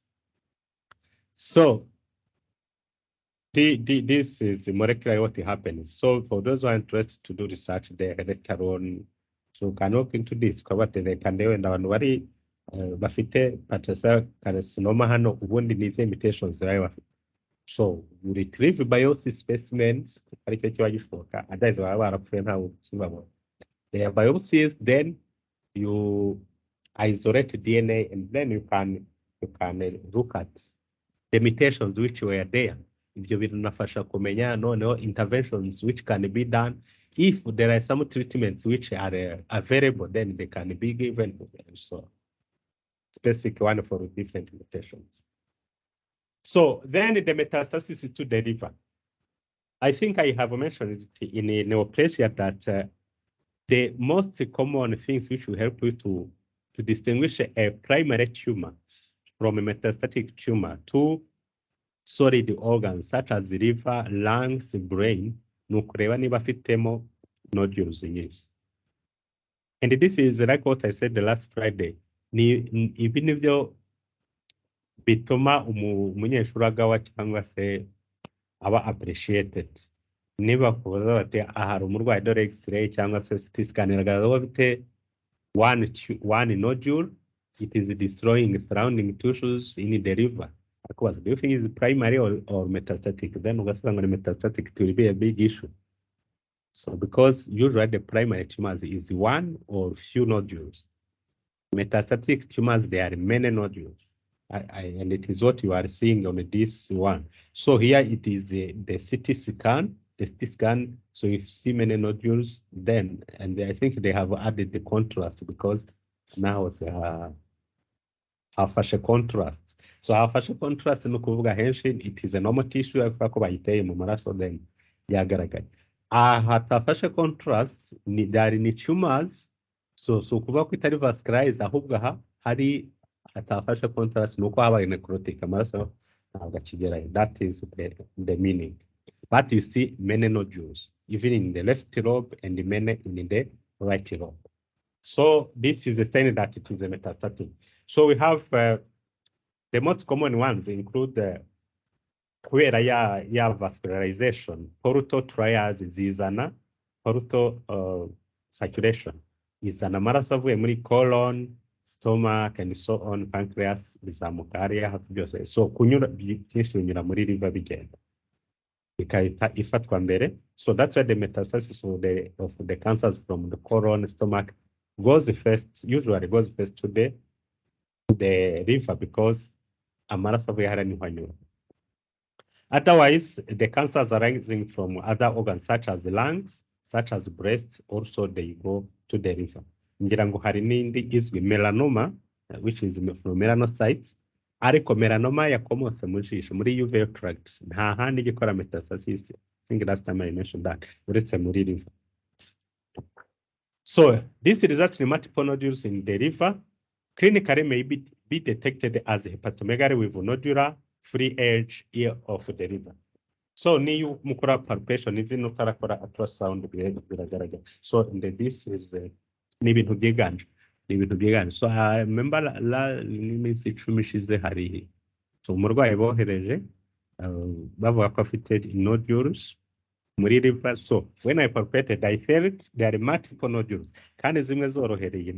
Iyi ntabwo yaba ari gallbladder yazamutse yagiye ahantu itagomba kuba iri kubera nyine ikibazo cyari umwijima wabaye munini. So when I read the request form, they said also the gallbladder was slightly enlarged. Then I said, so I cannot puncture here. Ono hejemo catheter ishobora gutera perforation of the gallbladder, then akagira peritonitis, chemical one.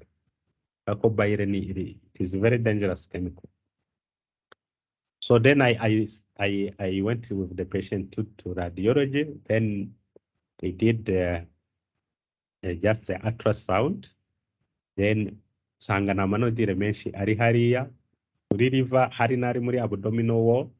So I just took cells from some of the nodules. So it was confirmed ko yari afite kanseri yakomotse mu yigeze kuvurwa kanseri ya y'impyiko mbere.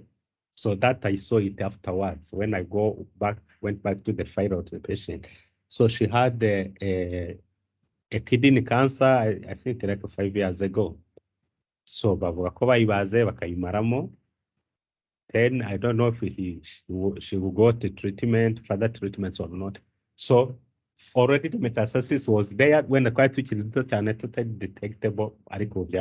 So she has many nodules. So having this many nodules, so ntabwo nigeze ntekereza ko yaba primary tumor to the liver because there are many. So it came out to be a renal cell carcinoma metastasizing to the liver. So that's all for the liver. So next session will be gallbladder and the biliary tree. Do you have any question?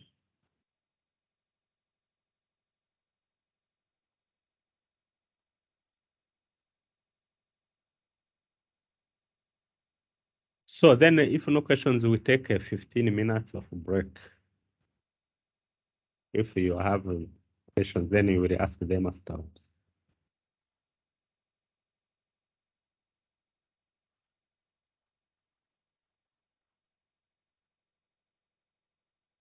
Yes.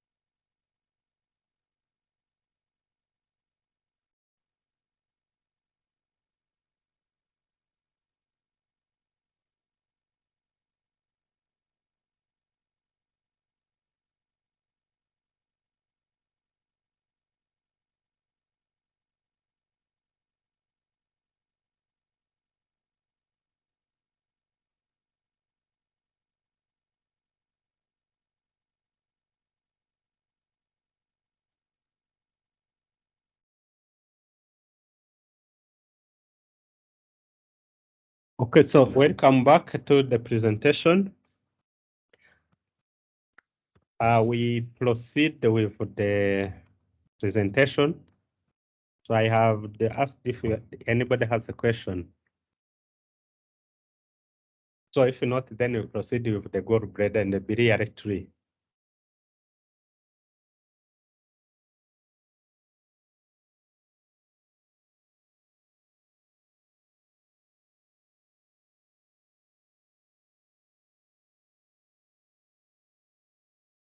Okay, so we have seen the anatomy of the biliary tract.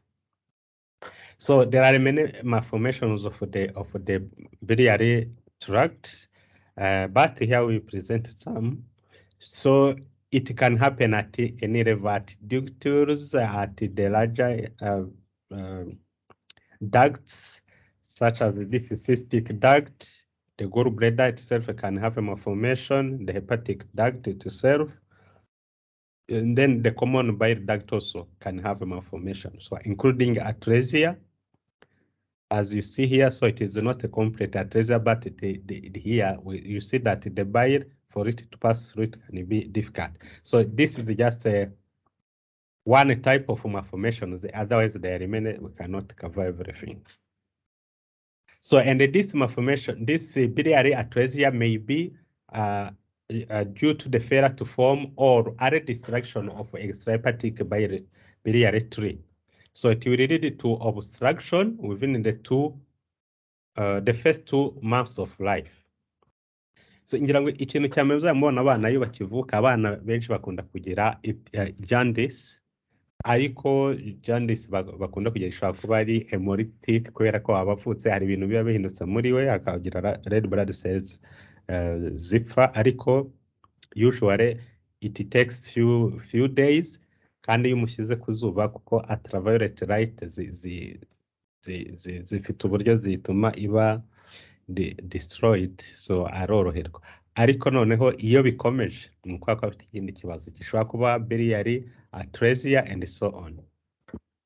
Ariko yo bigaragara ko ishobora no kuza jaundice ishobora kugaragara mu mezi no kugera ku mezi 2 yari biliary atresia. So bimvikana iyo avuka nta kibazo aba afite, ko bile ntabwo iba ikenewe muri digestion yari mu nda, ariko yamaze kuvuka kubera ko iba ikenewe, iba igomba kumanuka ikanakorwa, kuko ari kubaho intestinal absorption, then niho ikibazo gitangira kugaragara. So they present with jaundice, and this may progress to cirrhosis because it will damage bile ducts, then bile ducts will be inflamed, which can cause fibrosis and then cirrhosis. So one of the most common diseases we see of gallbladder, even here to Sashika, almost every day we have a new patient with cholelithiasis. So last time I said that lithiasis just refers to stone. So stone within the gallbladder. So bamwe bayita cholelithiasis, abandi gallstones, the same. So these are solid round stones in the gallbladder. This is due to the precipitation of cholesterol or bilirubin. So it means that gallstones, they are for 2 categories, either cholesterol or bilirubin. And we shall see on the pictures that they are different grossly. So cholesterol stones, they are yellowish, while bilirubin stones, they are more dark. So they arise with supersaturation of cholesterol or bilirubin, decreased phospholipids, for example, lecithin or bile acids. Normally, this increase solubility, or it can be caused by stasis. So hari ubwo bile iguma muri gallbladder ntishobore kugisohoka bikwiriye, or obstruction for any reason, then it will be stagnant there, or this is stasis. So gallstones are usually asymptomatic. Complications include biliary colic, acute and chronic cholecystitis, ascending cholangitis, gallstone ileus, and gallbladder cancer. So abo tubona rero akenshi baza barabaye symptomatic, abenshi n'ubundi ntawe ufite gallstone yonyine usanga bafitemo acute chronic inflammation, not acute. Usually there is a chronic inflammation. So and another observation is that these diseases, they affect more females. It is very rare to see gallstones in males. So I personally don't know why. Maybe it is linked to hormones, but it is on observation. Even in the literature, it is written like that.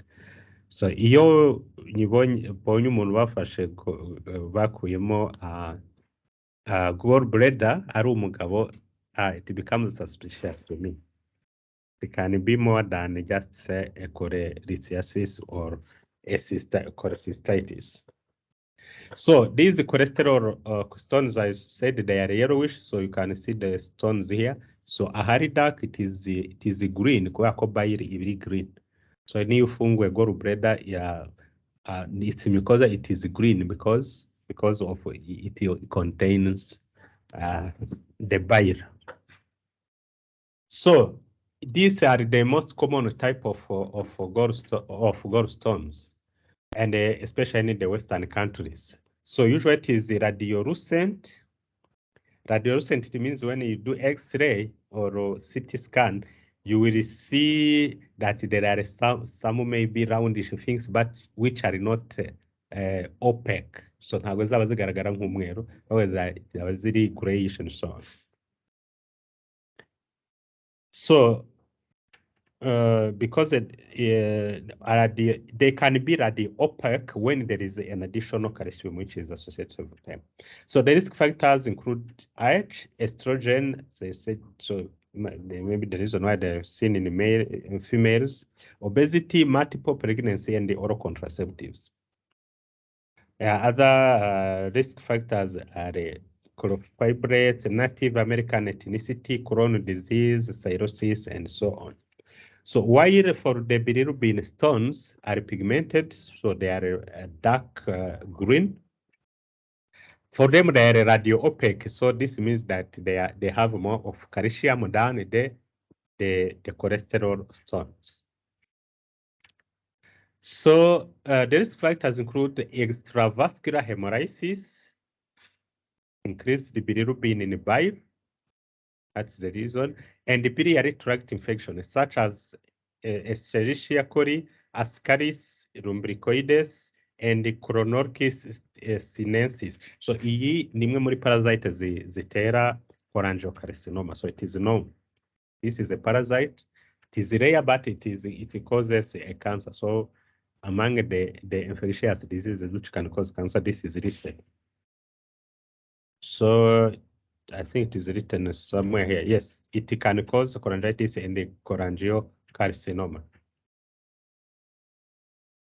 So the biliary colic, so yavuze ijambo colic n'abavuze something related to colon, ahubwo ni uburibwe. So uburibwe iyo umuntu aribwa cyane mu nda, uburibwe busa n'ubwo guhotora, like a twisting, usually bayita colic. So this is the waxing and waning right upper quadrant pain due to gallbladder contracting against a stone lodged in cystic duct.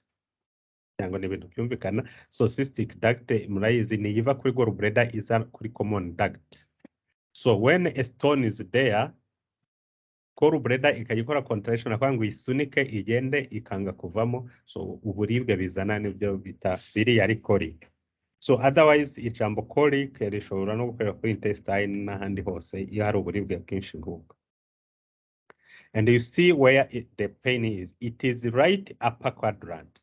While the Mark-Burne pain for acute appendicitis, it is in the lower right quadrant. So they are different in different areas. One side, but different levels. Symptoms will be relieved if the stone passes. Common bile duct obstruction may result in acute pancreatitis or obstructive jaundice. So birumvikana niba noneho stone iri ahagana hasi cyane cyane yegereye pancreas, reaction yayo ishobora kuba extended to the pancreas itself. And if it obstruct here, then there will be obstructive jaundice nk'uko umuntu afite tumor ahangaha, because the bile will not be allowed to go down. Instead, izasa nikomeza kuzuramo hejuru, then isubira mu maraso. So they have a severe abdominal pain. So acute cholecystitis, it is an acute inflammation of the gallbladder, usually due to impacted stone in the cystic duct.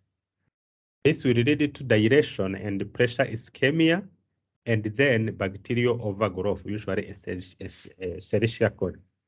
Escherichia coli is in most of areas in the digestive system, respiratory tract, on the skin, and so on. So Ninghawari normal flora, although it is not normal flora. So then, but it becomes more pathogenic when there is another reason for that, like stagnation of the fluid and so on.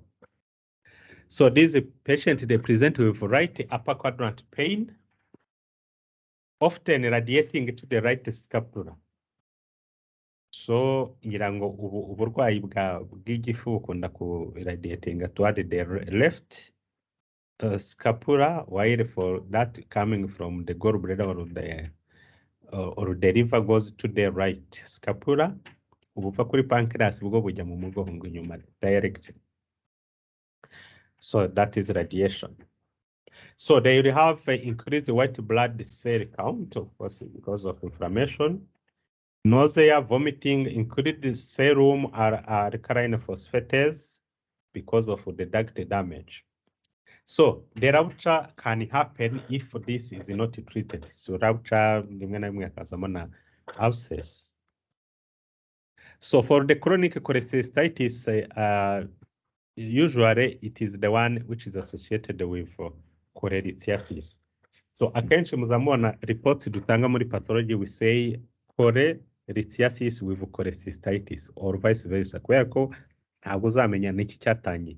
It may be that a chronic cholecystitis is the one which induced cholelithiasis, or there was a lithiasis which induced a chronic inflammation. That's why we don't say it is that of this or that. So we say lithiasis with cystitis. They are there, both of them, but we don't know which started. So herniation of the mucosa, this is what we see on histology. We call it loquitancy astroph sinus.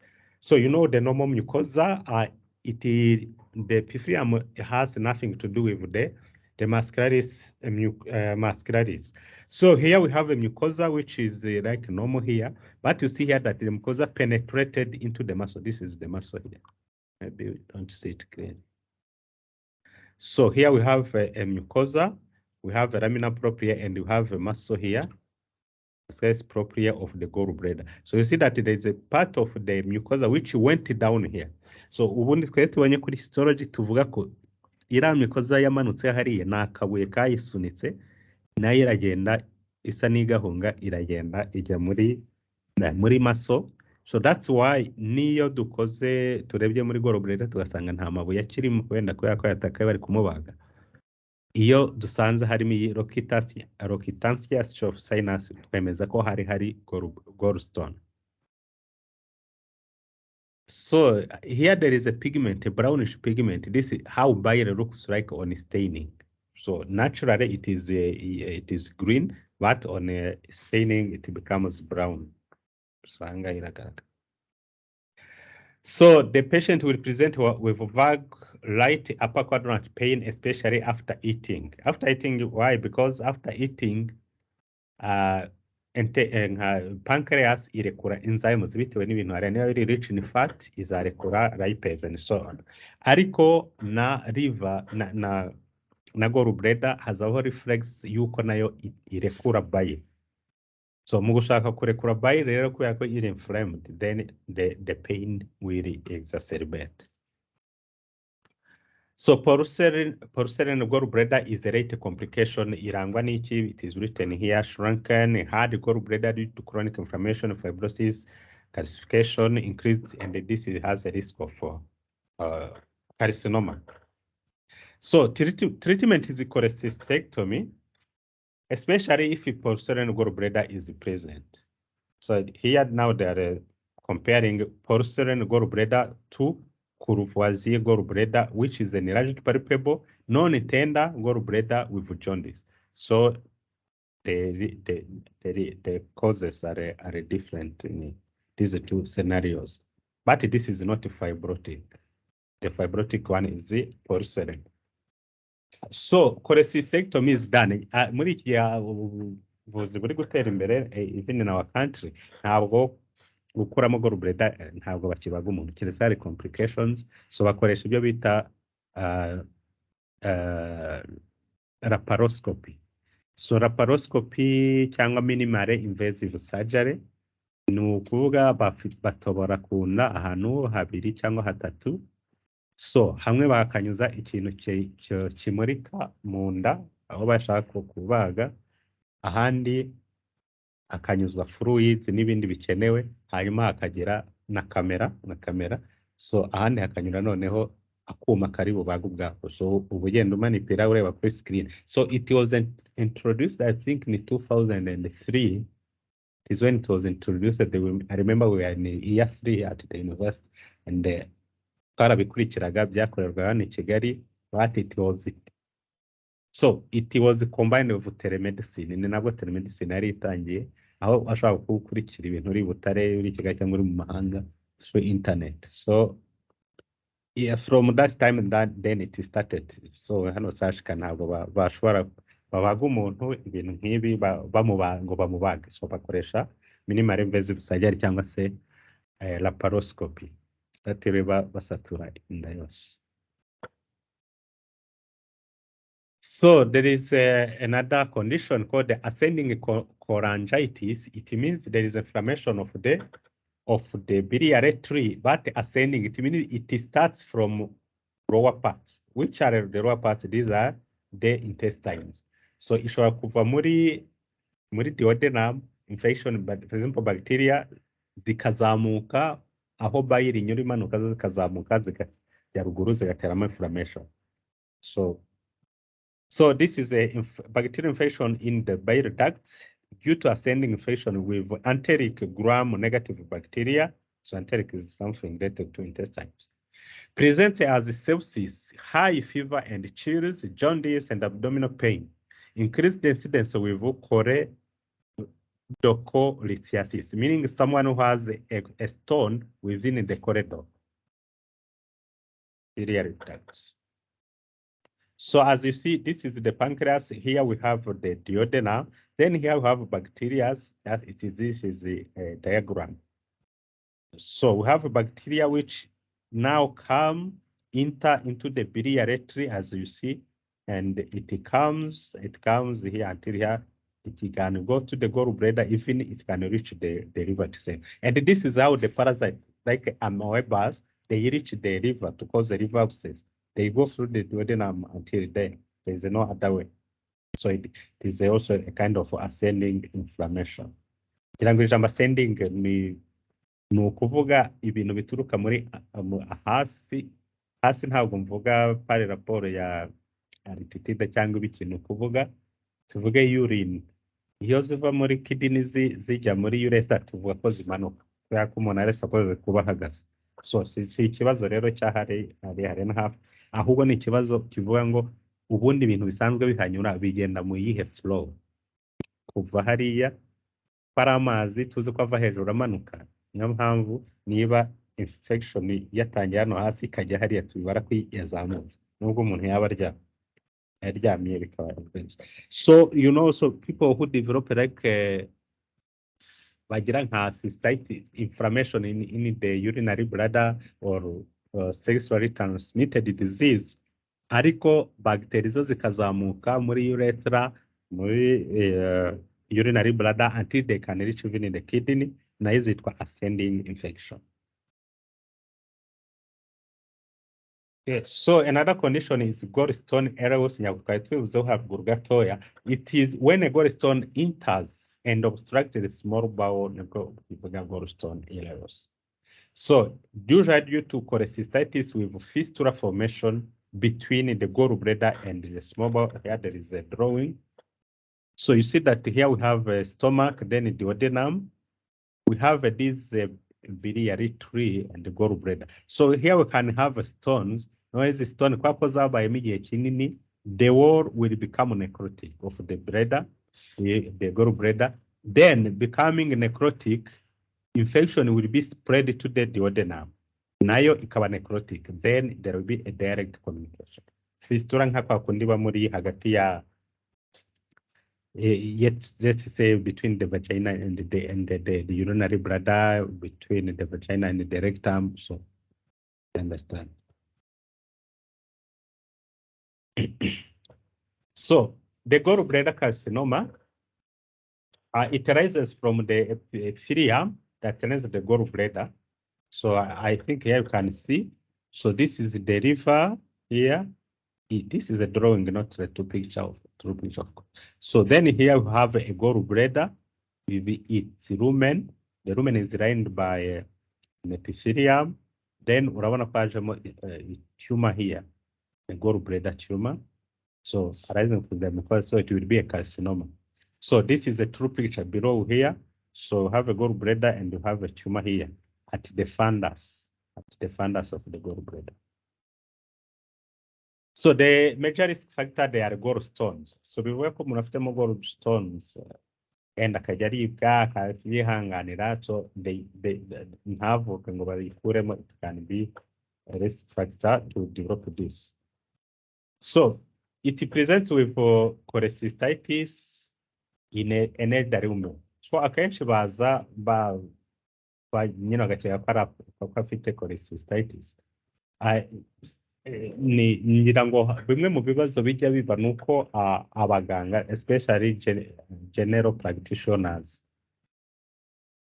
baba bafite ikintu bita routine. Ibintu bita routine they are very bad.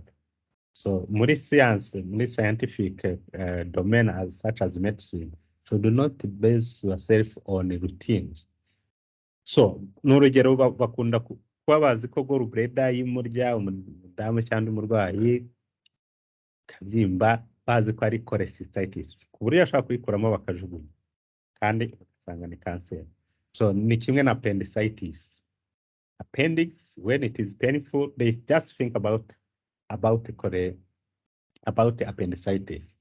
But you have some cases. Ubungu wenda nk'aba ukora kuri sashika, because the specialists they know it may be something else. So tumaze kubona cases zitari nkeya za adenocarcinoma of the gallbladder, carcinoma of the appendix, bazanye n'undi bakeka ko ari appendicitis cyangwa se cholecystitis, tugasanga ni cancer. So it happens, and remember there was a case of here, it affected the gallbladder, and let's say it was infiltrating to the liver. And on surgery, during surgery and even before on a CT scan, they could not know if it comes from gallbladder or from the liver itself. So that's all for the gallbladder. Any questions so far?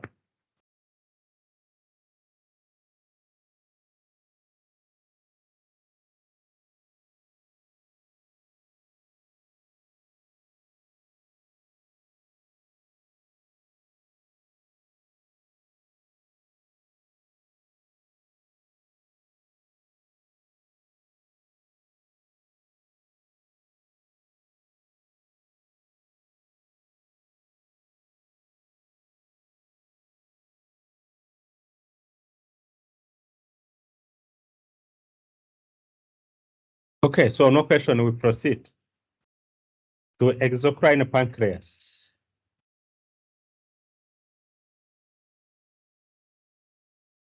So the exocrine pancreas, as I said, it is the part of pancreas excluding the islets of Langerhans, in which you have the hormones which are made, insulin, glucagon, and so on.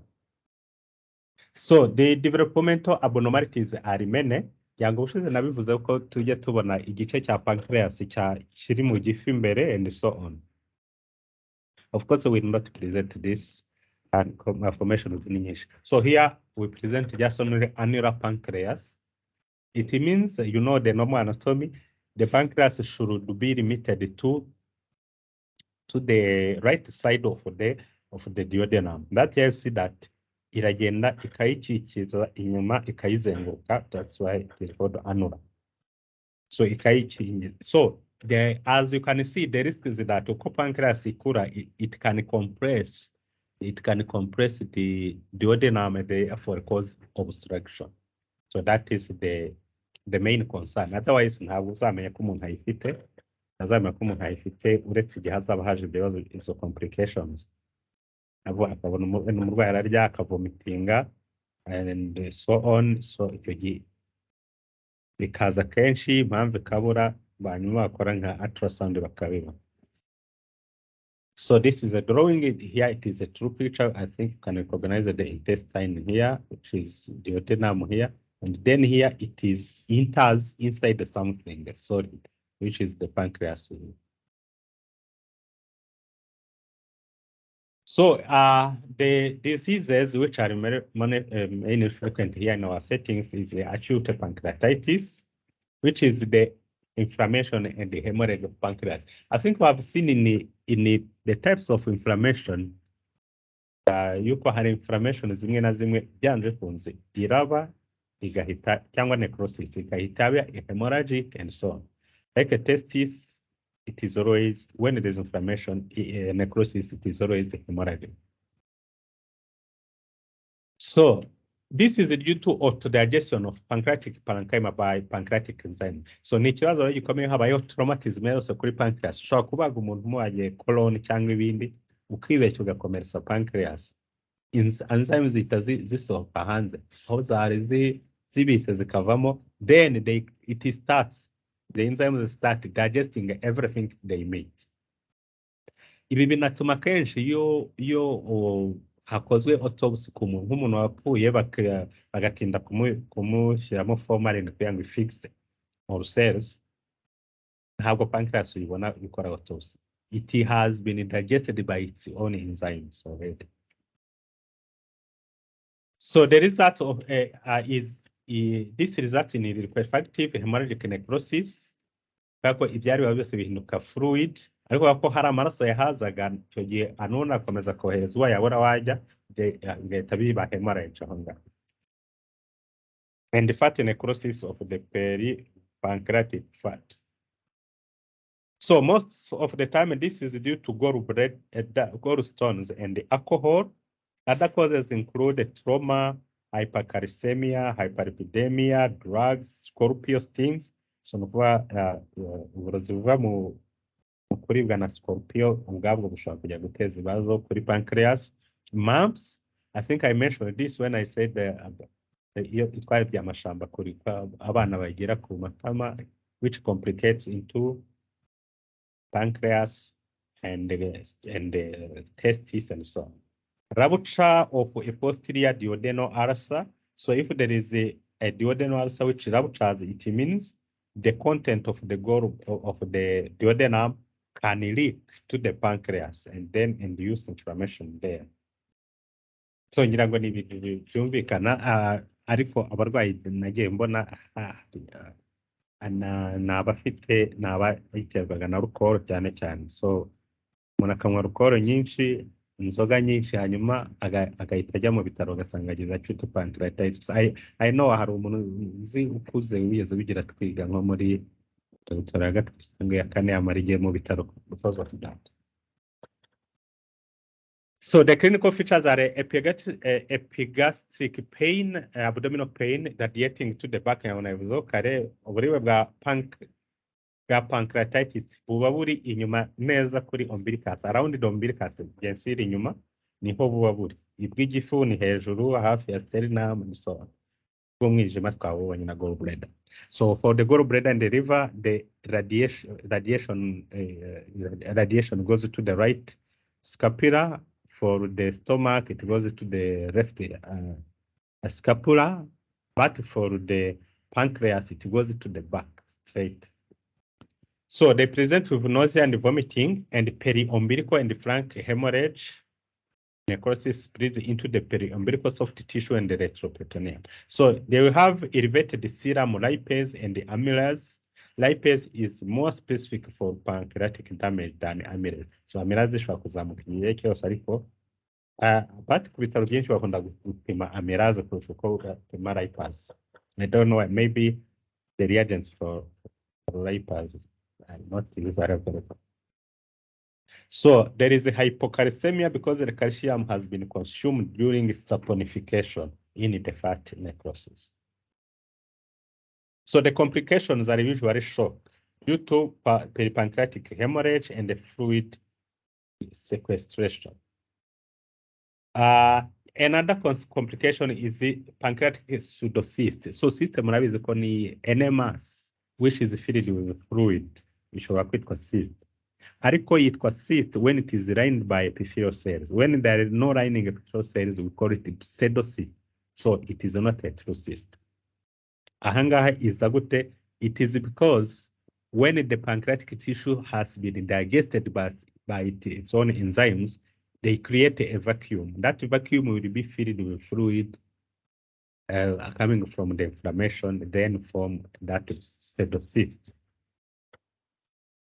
So this will be an abdominal mass with persistently elevated serum amylase. Rupture is associated with release of enzymes into the abdominal cavity and damage and so on. So another complication is the abscess if there is an additional infection which comes to that inflammation. And this persistently elevated amylase will lead to other problems. So we can have DIAC, which is disseminated intravascular coagulopathy. I think so that in hematology. Nano usanga ikunda kuza ku bantu bafite nka embolism, especially amniotic fluid embolism, cyangwa se bafite a very severe inflammation, septicemia, a very severe infection, especially by gram-negative bacteria. So the problem with this is that bagira intravascular coagulopathy. So asa naho bakora twa thrombose twinshi mu mafeso yose. So icyo gihe ushobora gutekereza ngo ubwo vessels zifunga, but it is the opposite kubera clots. Kubera ko utu duclots turi ahantu hose, they consume all the clotting factors. Kuriya amaraso abasigaye nta kintu asigaranye cya clotting factor, ahubwo uyu murwayi yicwa na hemorrhage. So nukuba amaraso atangira kugenda, there is no clotting process which can be possible any longer. So bicwa na hemorrhage abenshi abavirirana ahantu hose mu kumushoboye. So iyo umuntu ageze ahangaha kumurekipera, it is a miracle. So another disease, the acute respiratory distress syndrome. So nazo bakunda kuzigira, it is one of the complications. So going to chronic pancreatitis.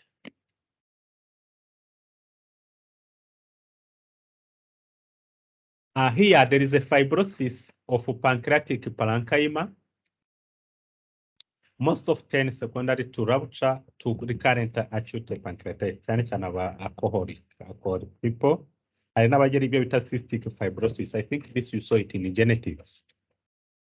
So cystic fibrosis nzi ko ari indwara iterwa n'ibibazo bya sodium pump.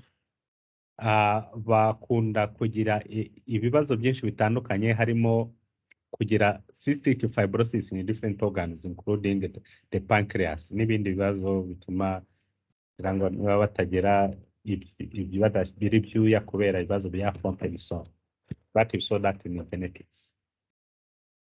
So it can be also idiopathic. Idiopathic means something for which the cause is not known.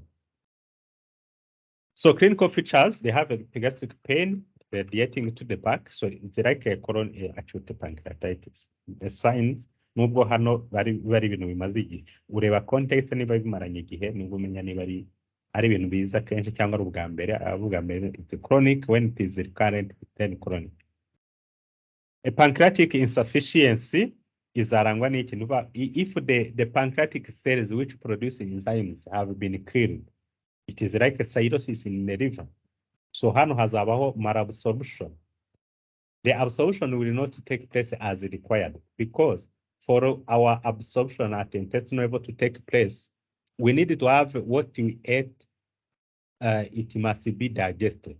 And digestion depends on the enzymes. So if enzymes are not produced by the pancreas, therefore, there will be no digestion, no proper digestion, and fast absorption will not take place.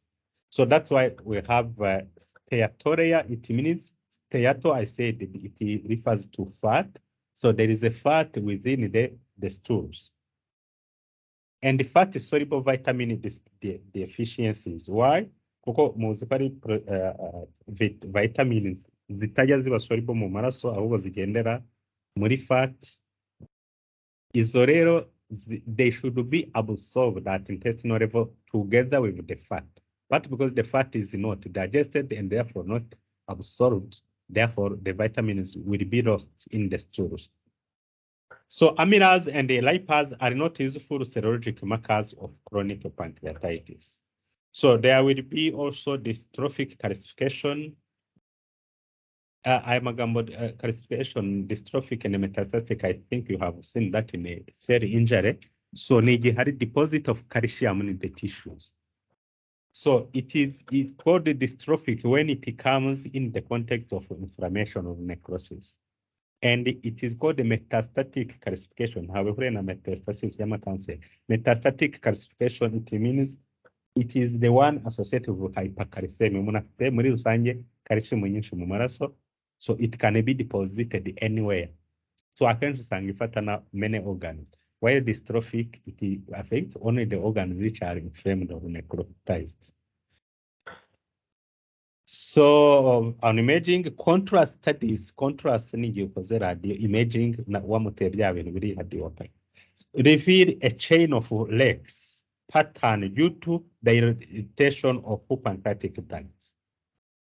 So the dilation of pancreatic ducts is amazing to lack a twinge. Let's twinge. So another complication is secondary diabetes mellitus because of course, never have pancreatitis and have is a chwanyaguza EXOCRINE pancreas is an chwanyaguza endocrine ones. So therefore, some hormones will not be produced like insulin, causing secondary diabetes mellitus. So also there is an increase for pancreatic carcinoma. So we go to the pancreatic carcinoma. So ubundi zirimo amoko menshi ariko carcinoma ubwayo zirimo amoko abiri hariyo bita ductal carcinoma kandi bita serous carcinoma. So the ductal carcinoma icyo nazivuga zose nuko zigira poor prognosis. They are not they are associated with poor prognosis. So they are seen in elderly people. Major risk factors include smoking and chronic pancreatitis, as we saw in the previous slide. So surgical resection involves an broken removal of the head and the neck of the pancreas, proximal duodenum, and gallbladder. So murumva umuntu impamvu muranabyumva impamvu nuko cancer ikunda kuba muri head hand. So ntushaka kuyikuramo usige duodenum, usige ni part of the biliary tree. The gallbladder especially. So bivuga ko niba umubaze gutyo habamo ibyo bita za anastomosis. So ni operation bita Whipple procedure. Ni ukuvuga iyo ubikoze hari ibintu za anastomosis ukora nuko ni ukuye mu gice cya duodenum, then you must take the jejunum and connect it directly to the stomach, and then you must also see how to connect the bile which is produced directly to that jejunum you have brought here. So if there is a duct, so if the pancreas, for example, the tail and the tail and the body remain, you must look how to connect their ducts directly to the jejunum. So you understand that it is not an easy operation.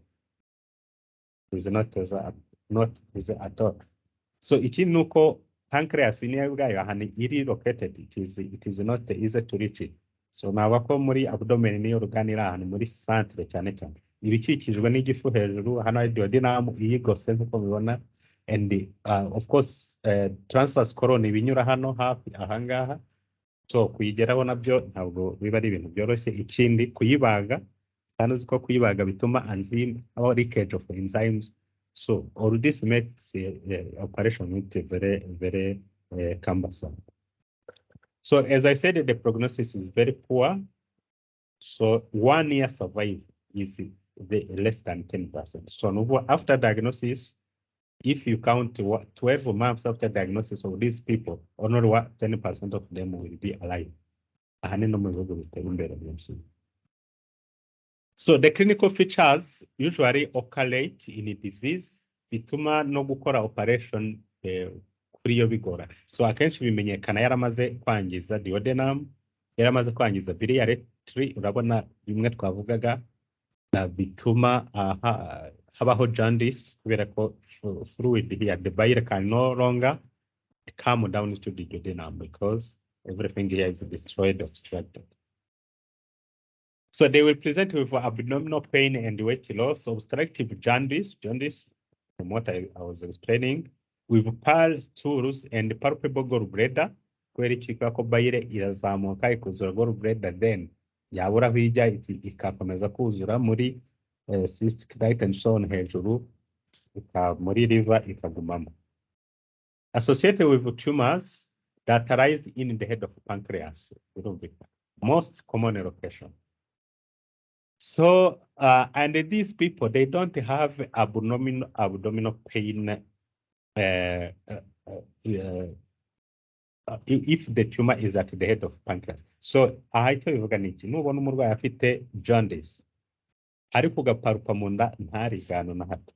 So it is a sign that it may be obstructive jaundice due to a tumor at the head of the pancreas. A secondary diabetes mellitus, of course, because there is a destruction of some endocrine islets, especially with tumors which arise from the body or the tail of the pancreas. So other complications are pancreatitis, migratory thrombophlebitis, which is called the Trousseau syndrome. So migratory ahangaha si ukuvuga ko ifata abantu bahunga cyangwa bakora migration, ahubwo ni ukuvuga uyu munsi ashobora kugira thrombophlebitis mu kuguru kumwe, ejo mu kundi, ejo ahandi gutyo. So that's migratory part too. So which presents as swelling, erythema, and tenderness in extremities in 10% of these patients.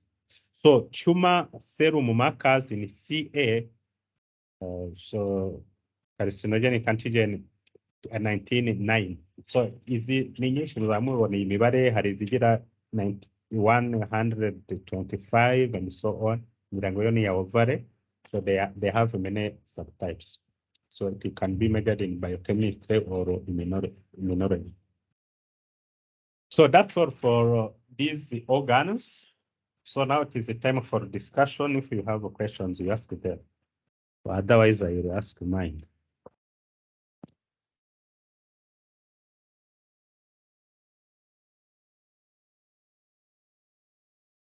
Any questions?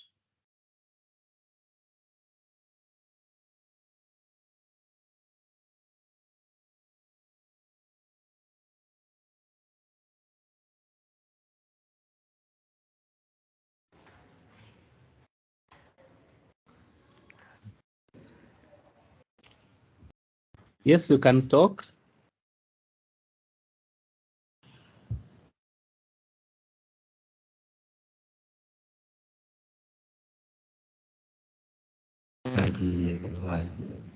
Thank you, lecturer. We need to know, we study always that in different causes that alcoholism cause acute pancreatitis and cause cirrhosis. Yes. When it is chronic, and they never specify, for example, for added the dose of alcohol that can when exceeded liver cirrhosis and the acute pancreatitis. Yes. They never specify the average or the dose when exceeded. Yes, even in the community outreach, sometimes the citizen ask us that question. If I drink a bottle of a beer every day, can I have a problem? So we need to know if there is any research about it, and so that we can help the community to know that that is the problem. Thank you. Okay, so thank you for the question. It is a good question, and to have an answer to it is difficult. Is difficult because, first of all, maybe in the literature to find such information is not easy. And but I think the reason around that is that people are different. You know, even that two people of the same age, same sex, they can drink the same quantity of alcohol, and one become drunkard, another one just remains like a normal. So it means our genetic makeup is different. So we don't have, if the apoprotein is responsible for the digestion of alcohol and also for the fat, the way it works in me, it is not the same it works in you, or the content of it I have is not the same. I mean that protein. So all these they influence, they have influences. So other reasons is that someone may be having a predisposing genetic factor in him or herself that can trigger the cancer as very easily compared to the other one who doesn't have a genetic predisposition. So that's why I think we cannot say, have a cutoff saying if you consume more than maybe 100 milliliters per day, then you become more prone to develop a disease. That's why it is not. So this becomes an individual issue. It is almost the same for the smoking, tobacco smoking. The people who smoke a lot and they never get any problem. There are others who get problems, but not because they are active smokers, but only because they are passive smokers, living with someone who smokes. So people are different. So otherwise, there was a study I know which was done by researchers from from Sweden, Norway, and so on. They have tried to quantify some of the risk factors. So I will look for that that paper, that scientific journal. Maybe that information is there, but I'm not sure if it is there.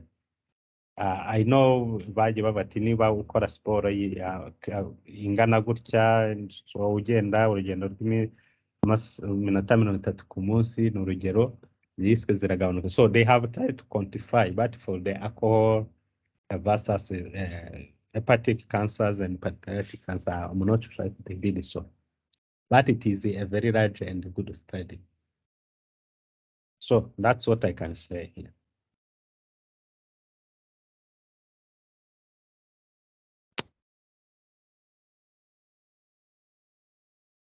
So it means that each individual has to take measures. Okay, abantu nyine bashaka cyane ari ibintu bimwe bibaryohera, abashaka kuvuga ati wenda uwafataho gake hari ikibazo, ariko gake gashobora kumukurira ibibazo. Unywa nyinshi ntimukurira ibibazo kubera abantu bateye ku buryo butandukanye.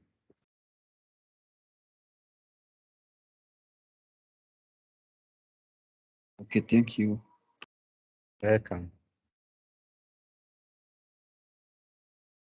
Another question is the difference between primary diabetes mellitus and secondary diabetes mellitus.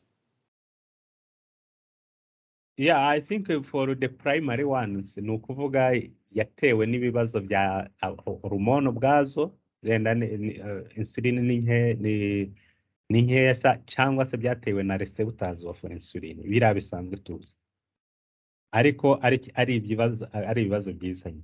Ariko hano ni secondary kuko insulin yabaye nkeya biturutse ku kindi kibazo kitari autoimmune, kuko ubundi bizwi ko primary one biterwa na autoimmune problems bituma habaho kudakora hormone ikwiriye. Ariko ahanga ni ikibazo kuko pancreas igice kimwe ntikigikora cyarashwanyaguritse kubera inflammation or the tumor.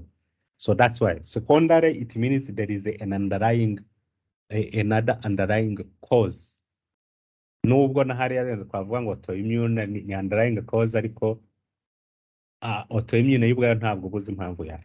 That's why it becomes primary. So secondary, usually it means there is another reason or unexpected reason which caused this.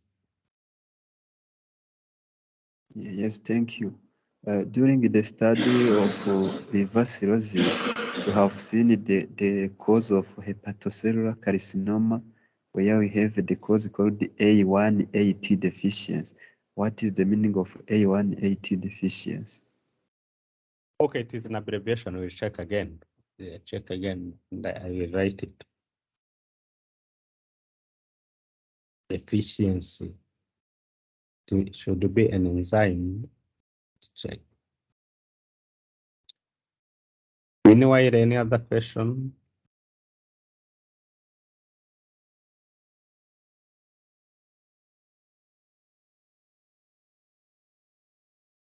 A1AT deficiency.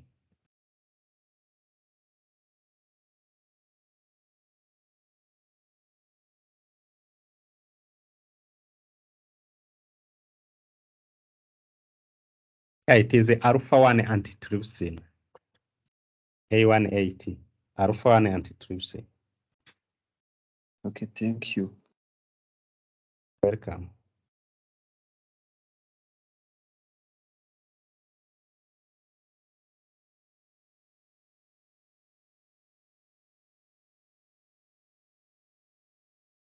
Okay, so we go back to the presentation because I have some questions to ask. It seems we have no further questions.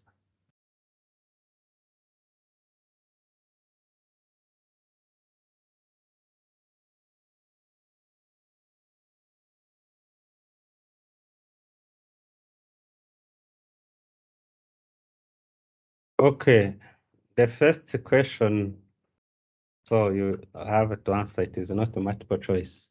So what is guess the syndrome? The person, it is a child probably present with hepatomegaly.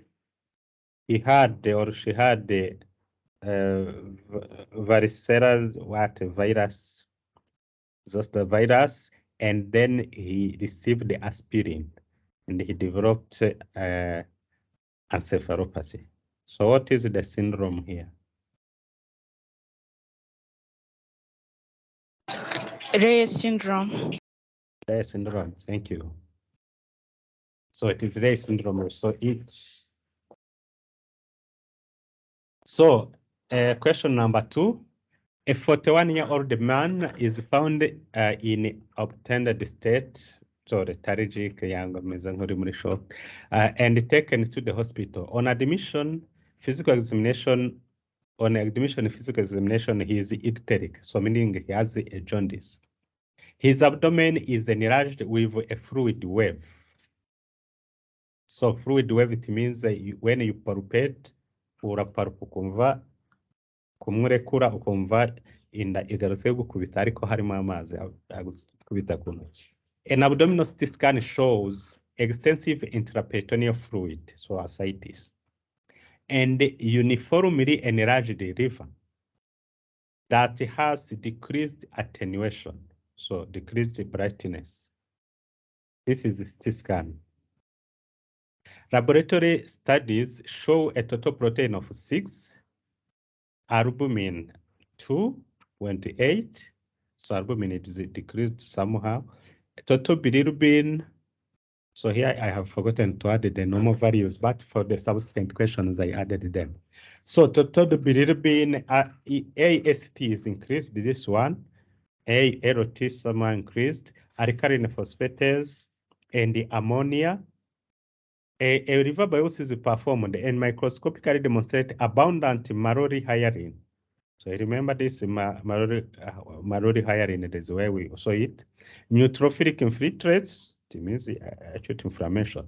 Hepatocyte necrosis, portal fibrosis, and extensive macrovesicular steatosis. Which of the following is the most likely diagnosis? Autoimmune hepatitis, sclerosing cholangitis, alcoholic hepatitis, hepatitis B virus infection, and diabetes mellitus.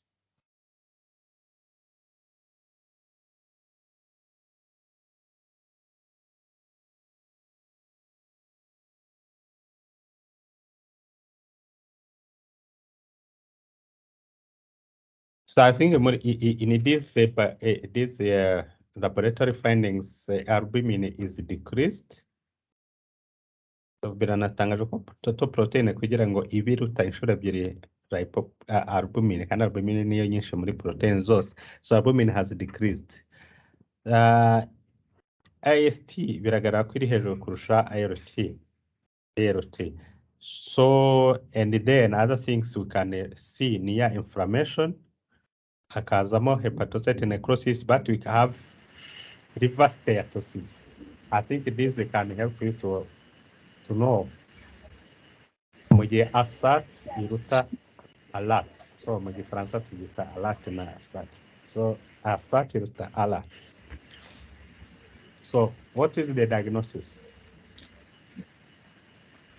Alcoholic hepatitis. The reasons?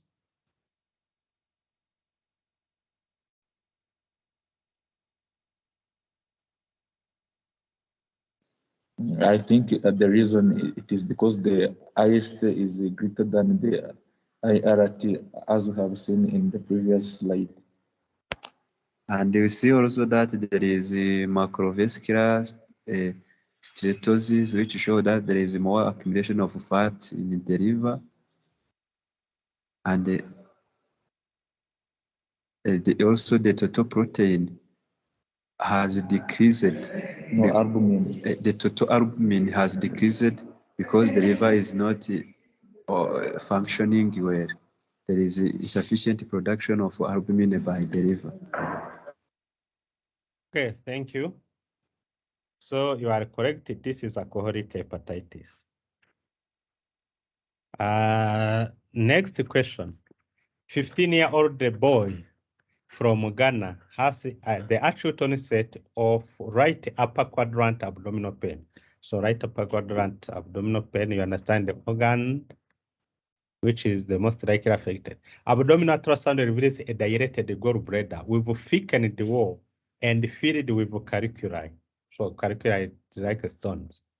It's the same. So era paroscopic cholecystectomy ya navugaga. So cholecyst, chole is bladder, cyst, so gallbladder. Ectomy means a surgery on it to remove something. So but ectomy. So mastectomy is the removal of the breast, hysterectomy, removal of the uterus, colectomy, removal of the colon. So it was performed, but laparoscopically, they didn't open the body, but they used the advanced method I explained. Gallbladder is opened to reveal 10 multifaceted 1.5 to 0.5 to 1 centimeter diameter dark, important, dark greenish black gallstones. Which of the following underlying conditions does this boy most likely have? Is it sickle cell anemia, Crohn's disease, hypercholesterolemia, hyperparathyroidism, primary biliary cholangitis, or schistosomiasis? Yes, answer is sickle cell anemia. The reasons? This is because we have seen that when gallstones are black, it is caused by bilirubin. And then when there is sickle cell anemia, it can lead to destruction of the red blood cell, then produce more bilirubin. Yeah, okay. So yeah, it is known that when the children suffering from sickle cell disease, they have too much destruction of the red blood cells. Any other answer? For me, I think that it's in number E, primary biliary cholangitis. Those symptoms conclude say it is true, but it can also happen on primary biliary cholangitis, and you have other symptoms or manifestation like right upper quadrant abdominal pain, which can show that this primary biliary cholangitis is more true than sickle cell anemia, because sickle cell anemia Has will not radiated the pain at Yeah. the upper quadrant. yeah, it can happen, but also it can be applied on primary biliary cholangitis. So primary biliary cholangitis. Yeah, of course, this will be inside the primary biliary cholangitis. It happens inside the liver. It is not at the gallbladder level. And the issue here is that what they found to be abnormal is the gallbladder. That can be a challenge. So the answer is the sickle cell anemia for that reason. Question number 4. 57-year-old woman develops a sudden severe abdominal pain. On physical examination, she's febrile, so no fever. On palpation, the pain is centered in the mid-epigastric region, though there is a marked diffuse tenderness in all quadrants. Bowel sounds are absent, so no upper intestine, they are paralyzed somehow.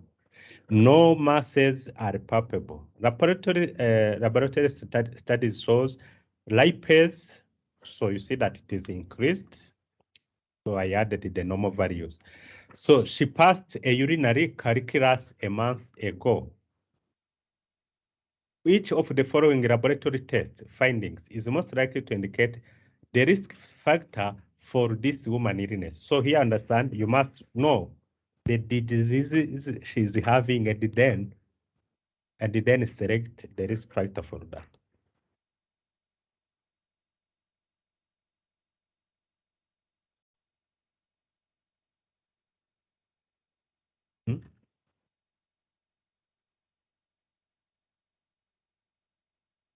The answer is C. So explain. Yes, because hypercalcemia is the most common cause of acute pancreatitis. Acute Pancreatitis. You can see that this patient have the pain in the mid-epigastric region, means that he has pancreatitis. Yeah, and also increase the lipase. We saw that lipase, they said, is more specific than amylase in predicting pancreatitis. Okay, so you are right. Quiz number 5. A 72-year-old woman notes increasing jaundice. Question Sorry? lecture. Question Yes. on in question number 4 on previous slide. You told us that the acute pancreatitis is caused by the symptom which shows it is hypocalcemia. How hypercalcemia can be the answer? How? I don't get well your question. Yeah, I'm not catching well how hypercalcemia will cause the acute pancreatitis, while on the slide you told us that it is caused by hypocalcemia. Hypocalcemia causes acute pancreatitis, is what you mean?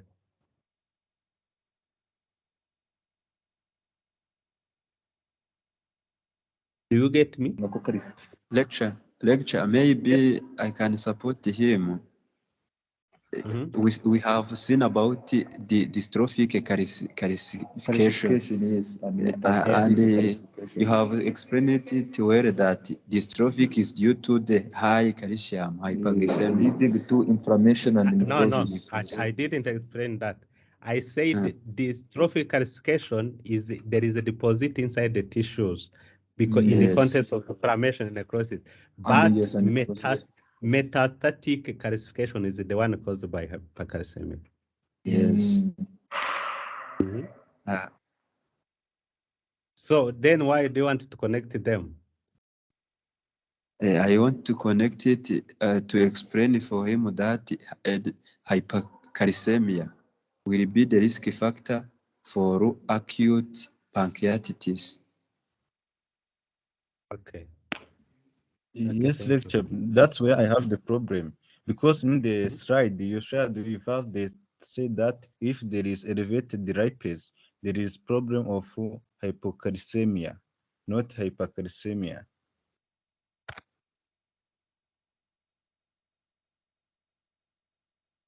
Okay, I will check again. But here the context in which here we have this answer is that if someone has acute pancreatitis, here this person developed the gallstones first of all, and this one they are the bilirubin one, not the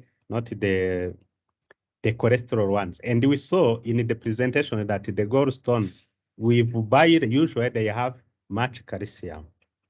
They have much calcium than the ones in the cholesterol ones. So and that calcium was came in because it was increased in the blood. That's why it also there was enough calcium in the blood to react with the bilirubin to cause the gallstones richer in the calcium. And another sign which shows that is that even if she had a gallstone in the urinary tract.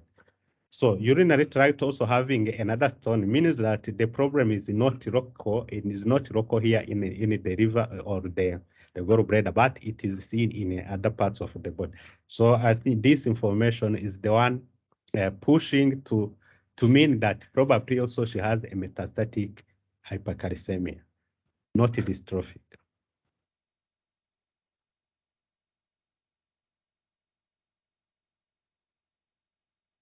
So 5, a 72-year-old woman.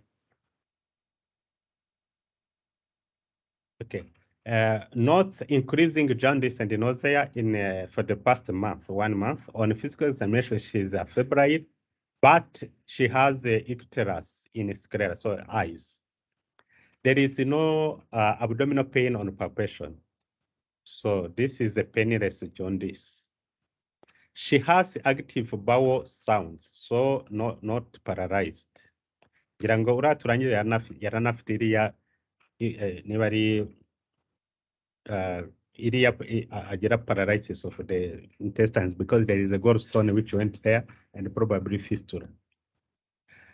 So she has active bowel sounds. A stool sample is negative for occult blood. This means that she doesn't have a colorectal cancer.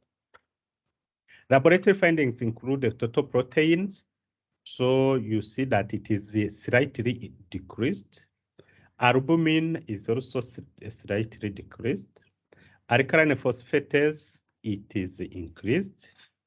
As such, it is within normal ranges. ALAT, it is slightly increased.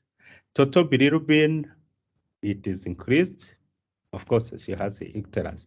Direct bilirubin, it is increased. Her serum lipase, it is normal. So no antimitochondrial antibody is detected. So, or which of the following condition is the most likely, is she most likely to have? Pancreatic adenocarcinoma, cystic fibrosis, chronic active hepatitis, primary biliary cholangitis, chronic persistent hepatitis, and autoimmune hemolytic anemia that you saw in hematology. So what do you think?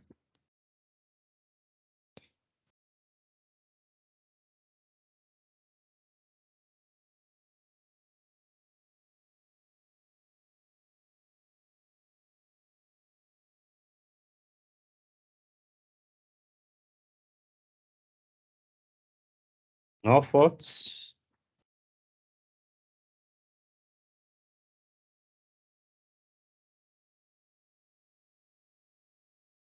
So it is pancreatic adenocarcinoma because it seems the functions of the liver are normal. The problem was with bilirubin, and bilirubin, probably this is because there is obstruction somewhere. So if it was the liver problems, this alert and ASAT should have been increased somehow, but they are normal. Normal, and the proteins are slightly decreased. The proteins, albumin and the total proteins. So this would be a carcinoma obstructing the biliary tract, and of course it is having some impact on the liver itself because the liver production of protein is being decreased.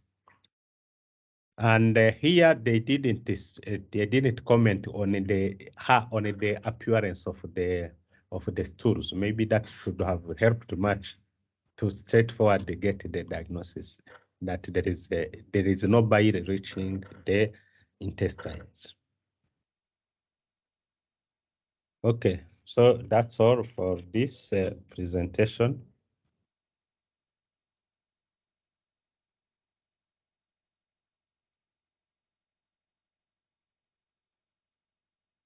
So any